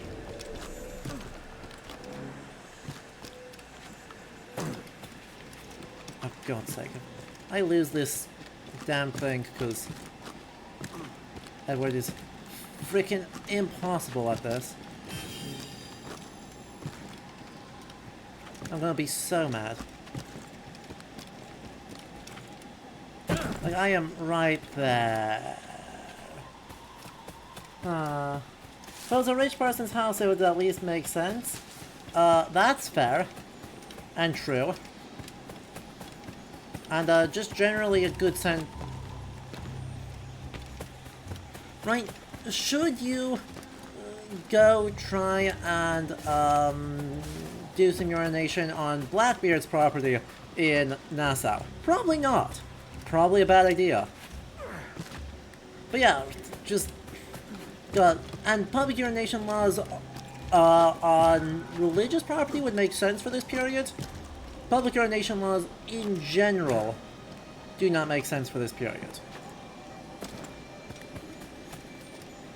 Surprised there's a town guard at all?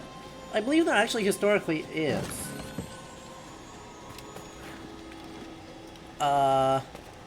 In that it's a volunteer or pseudo-volunteer thing that people participate in as part of the protections for... Oh, you are going the other direction now. Damn it! Yeah, I was hoping to run back the same way.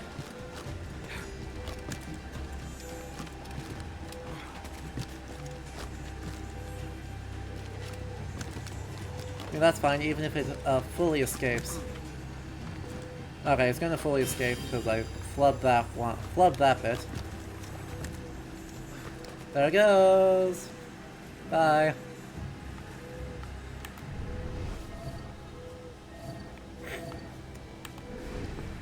I wholeheartedly appreciate the fact that the alligators are also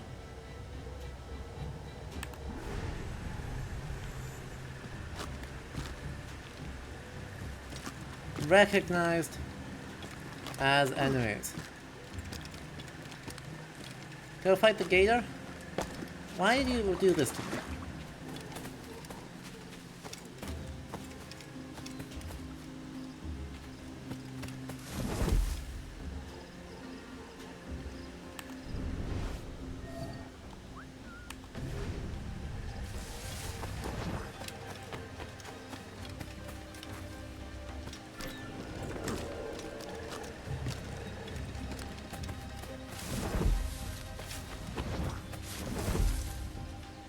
There's another manuscript in there. Oh no. There's 2 more manuscripts to pick up on this town. Whatever will we do?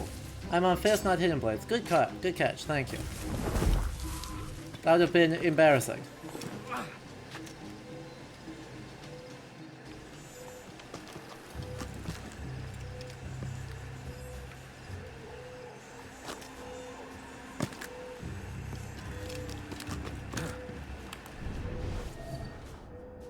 Alright.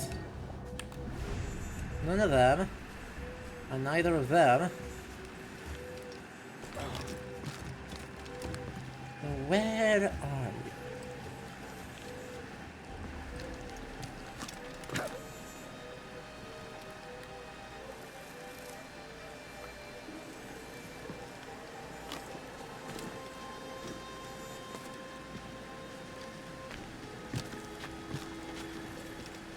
And they're not in here.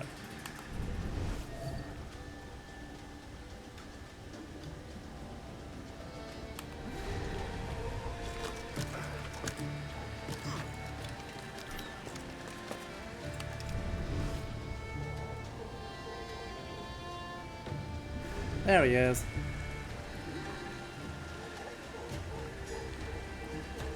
Well, mate, you're in for a bad time right now.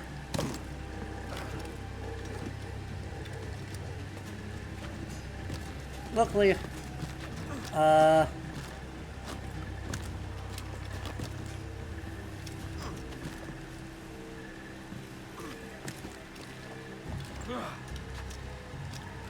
never gonna see it coming. On the bright side, this won't hurt much.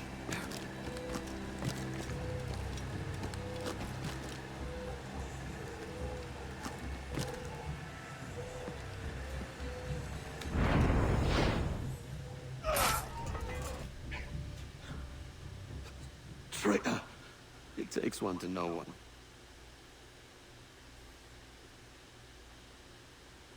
Oh. Fair enough.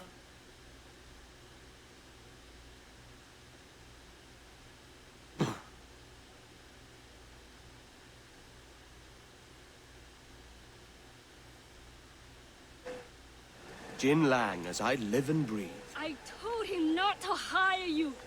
You traitor! I will not meet the same fate. Yeah, you will.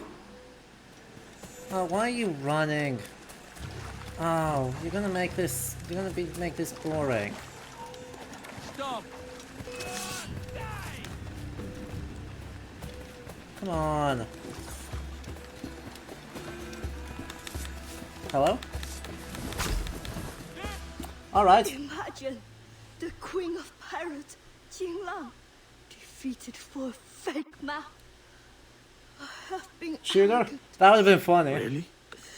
Yes, I stole the real one, both halves. My husband has it. Your husband? Better man than these fools. Well.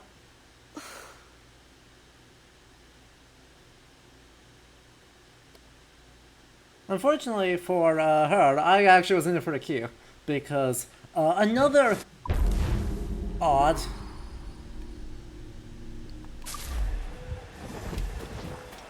I guess we'll phrase it as odd thing, of course, is the game's insistence that, you know, belief, right? Belief in something isn't going to be motivation enough for Edward Kenway. And by Edward Kenway, I mean the players of Assassin's Creed. And so there always has to be a shiny. At each stage of everything we're doing, there has to be a shiny. Because God forbid there's not a shiny. Right? It's not enough to simply engage in the gameplay mechanics. And to set up interesting challenges. To have that be, you know, something that exists. There's a shiny. Right, I mean, we heard that explicitly, from, James Kidd. Right, that the...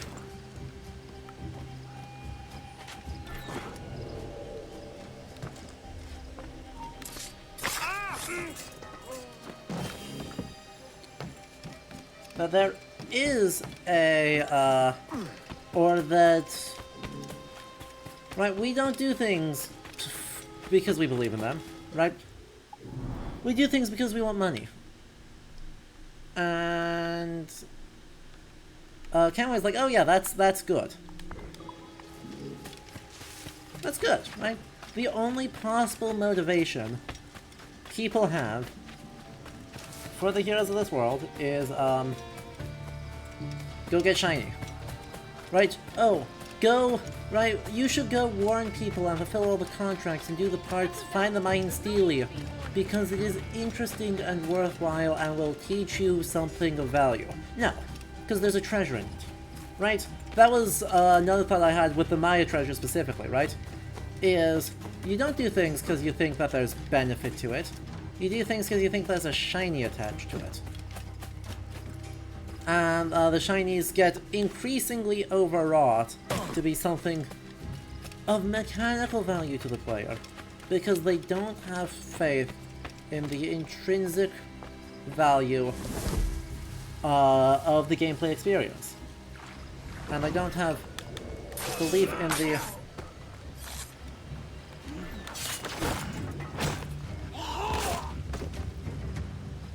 intrinsic value of, you know, like any of their other experiences, actually. Pretty much they're just like, oh yeah. Right, the cool pirate fantasy is only cool in pirate fantasy if you get lots of loot for it. And, alright. I mean, I guess. Fair enough. That's something we can do. Let's check in one more time at the Assassin Bureau, see if there's any other parts to this. I don't believe there will be, but you know. Oh, never mind, the Assassin Bureau is just gone. Understood. Fair enough. Yeah. Bureau's gone. Well, there's that then.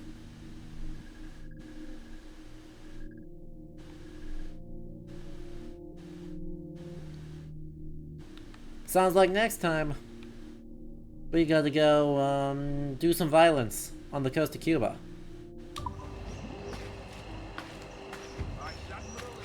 The mechanics of this game have been pretty streamlined compared to 3. Oh, true. They absolutely have been, and that's okay. Like, that's not a problem. I think, by and large, streamlining the mechanics of every half a dozen years or so is probably good for the franchise.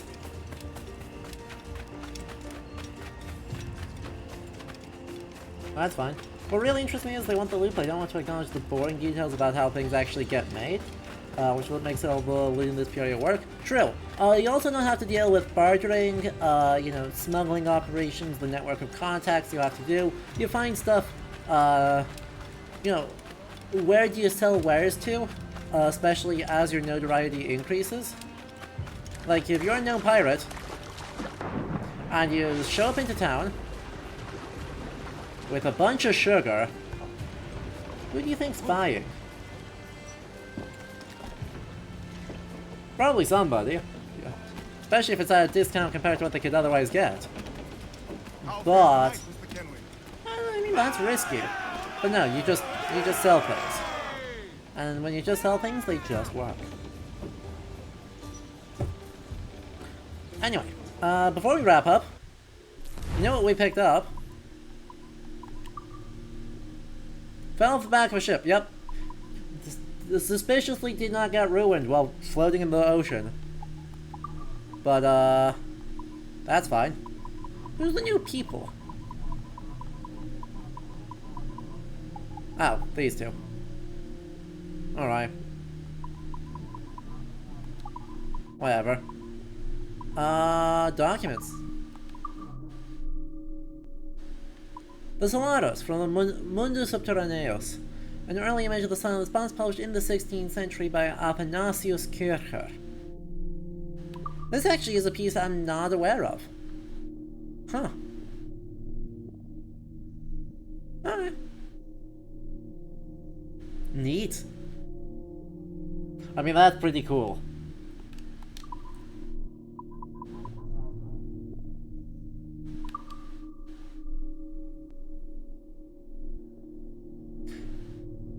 And the Columbus map. Which is a Portland chart, and not technically a map. And also I'm curious.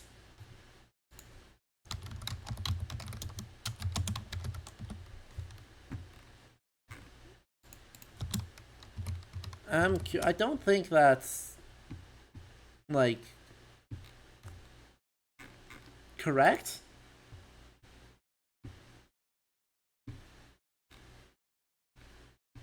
Let's see. I don't know. Let's see. This is pulled from the Wikipedia page, I'm sure. Yeah. That's... Okay. So, it's not unclear if it is actually used, by Columbus on the voyages. But at least, you know, it is an actual map from 1490 from the space. Has a beautiful Portland chart. Look at all the crisscrossing lines here. And it's got Europe and the coast of Africa. A little bit of bonus. We'll just call that bonus. From the Gallica Digital Library. Exciting. The map cannot be definitely linked to Columbus. So it's from the, you know, workshop. But not necessarily the case that the workshop actually means him. So the game just fully overstating, and that's fine.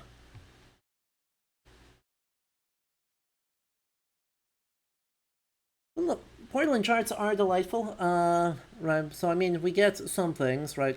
This actually is a Portland chart and a Mappa Mundi. Mappa Mundi being a map of the world, and so we have Europe, Africa, and Asia, and Paradise out here. So the circular part's a map of the world, along with the celestial spheres, with zodiac constellations and planets. And it lists ports and countries, right, countries, looks like, looks like some descriptors, some country names, right, there's Germany, Italy, Anglia, Norvegia, etc. And some city names on the smaller ones here as safe harbors along the coastline. And so you actually get... Ooh! Barbaricum Pelagus. Ooh, I don't love that name, huh? Yep, don't love that.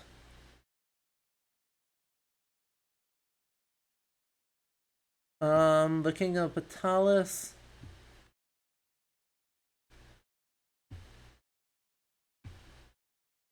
Huh. That's Sri Lanka right there. There's India, fully just flat. Which is exciting. But yeah, so you get this portaling chart with some descriptions, some other stuff, some decoration, and then a map of Mundi accompanying it, which is delightful. This is a delightful piece. I thoroughly enjoy that this is in the game. It's from the right workshop, but they do kind of overstate it by saying that it is related to Columbus. Tragically, though, even though all of these still have the same problem, in fact, let me show you the Dresden Codex, because we didn't do that earlier either, right? All these have a lot of the same problems, which is...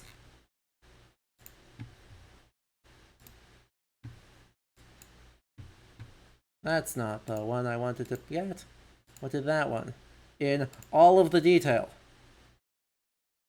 Right, all these have the same problem, which is, you know, what's it doing in Jamaica? What's it doing in the Caribbean in this period? But, once you set that aside,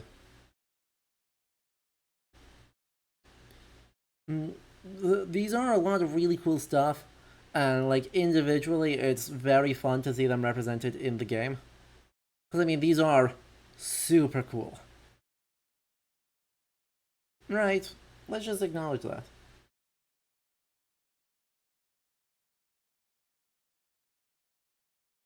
I mean, yeah, we're still, they belong in an archive, they belong in a preservation context.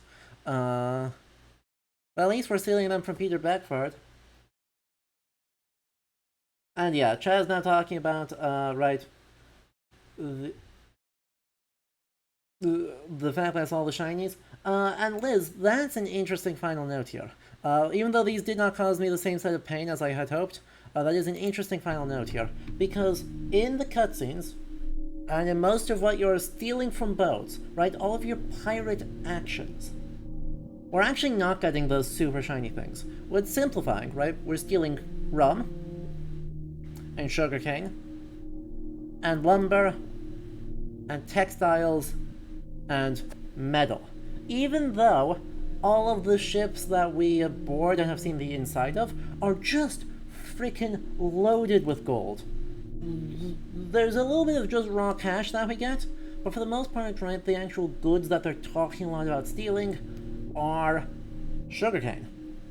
Makes sense, it's what's circulating in the waters. But, as players, the things that get lavishly depicted, and who all of our mechanical incentives are leaning towards, are big fancy outfits, big fancy swords, and just comical amounts of rails.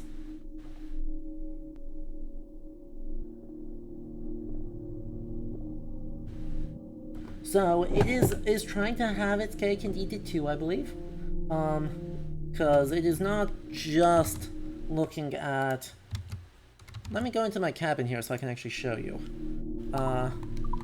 Right, it is not just, or straightforwardly, or exclusively saying, oh yeah, pirates are in it for the gold, where a lot of other fiction about pirates actually is, right?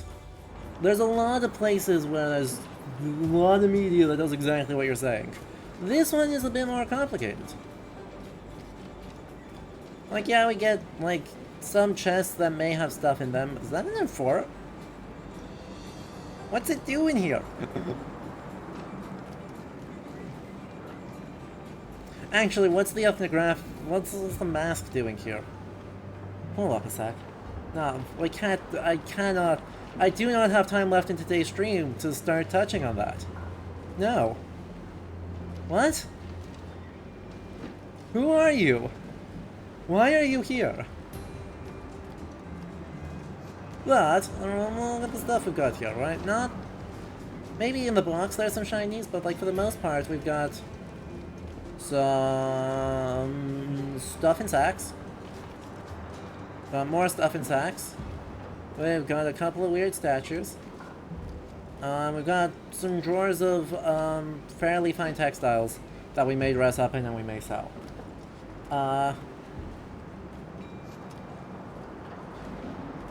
So right, even though we've seen comical amounts of gold, a lot of our things is being engaged in a much more, I'm not going to say correct, but a much more nuanced idea of piracy than purely gold. Gold is the only thing worth capturing, moving, and reselling.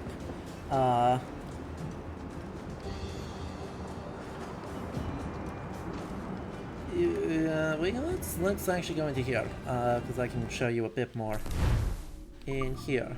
We can sell, because right, as we sell cargo. Right, we can't actually sell the artifacts. Literally, those just convert to gold automatically. We can't sell any of those artifacts. We sell sugar, and we got rum, and we got cloth, and yeah, we got metal bits, which is apparently just ore, which is wild, and we have lumber. And those are just not the things that, like, Captain Blood says Captain Blood is stealing for the most part. Right? That's not Errol Flynn's piracy. At the same time, when we go over here, the things we have picked up are, like, full, overwrought, incredibly fancy lace-up leather outfits. Even our merchant outfit is silly. Very common, yeah, totally, Yup, 100%. Oh yeah, by the way, that's the Mayan outfit.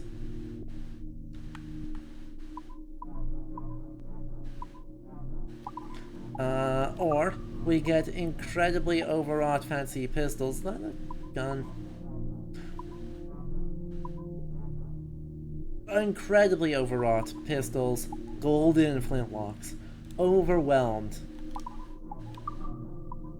Bunch of incredibly fancy swords. Okay, well, that's a bad example. Okay, bunch of incredibly fancy swords, and things that basically help out the swords with guns.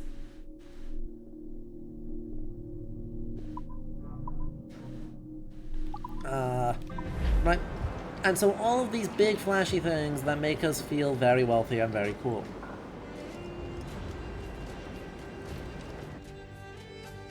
So,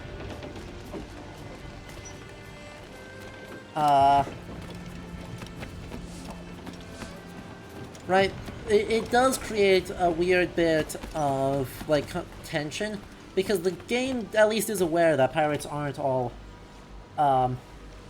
that pirates are not just gold and treasure and loot in that sense, and that they're, despite all the fame and prestige of Spanish treasure galleons, and taking a treasure galleon as a prize, the idea that there is a lot of money to be made elsewhere. That being said, right, the points you're making about, you know, obscuring the labor that goes into producing those goods, or reselling them, or converting those into wealth for us, the heroically masculine behaving, do violence, stab people pirate, is a very fair point, and is unfortunately, I think, pretty much an expected part of trying to make things not take time. Right? Fights are explosive and short. Embroidering a tapestry is a multi-year process involving quite a few people, working very long hours.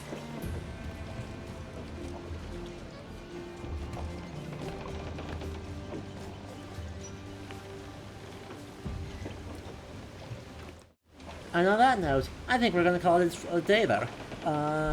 Next time we're going to get back onto more main story and go, you know, stab more people and attack Governor Torres, and definitely not have Metaplot involved in either of those things. Nope. Definitely not.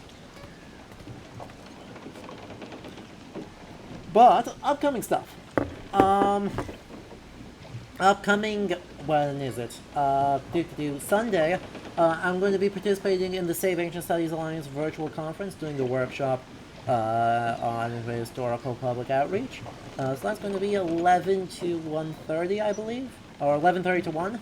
11:30 to 1, over on their Twitch channel. We'll see if I'm free that evening and have energy. If I am, I'll be streaming later that night as well. Otherwise, we'll find some other time. I'll update the schedules in all the places when I figure that out. So make sure you're in the Discord or check the schedule page to know that.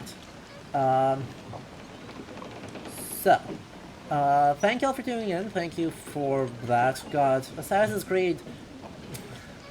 The historical representation in this game has broadly been, like, okay, and more nuanced than expected, and weirdly medieval for being the 18th century, except when they just had to do metaplot stuff to it. Well, we got some good history content out of that, and got to look at some gorgeous classical Maya sculpture and jewelry. So, that's good. Regardless, though, that's what we're going to call it a night here, folks. So, thank y'all for tuning in, and whether I'm going to see you next stream or later down the road, I hope y'all have a good rest of your evenings, start of your weekends, and a very, very good night. Okay? Ciao.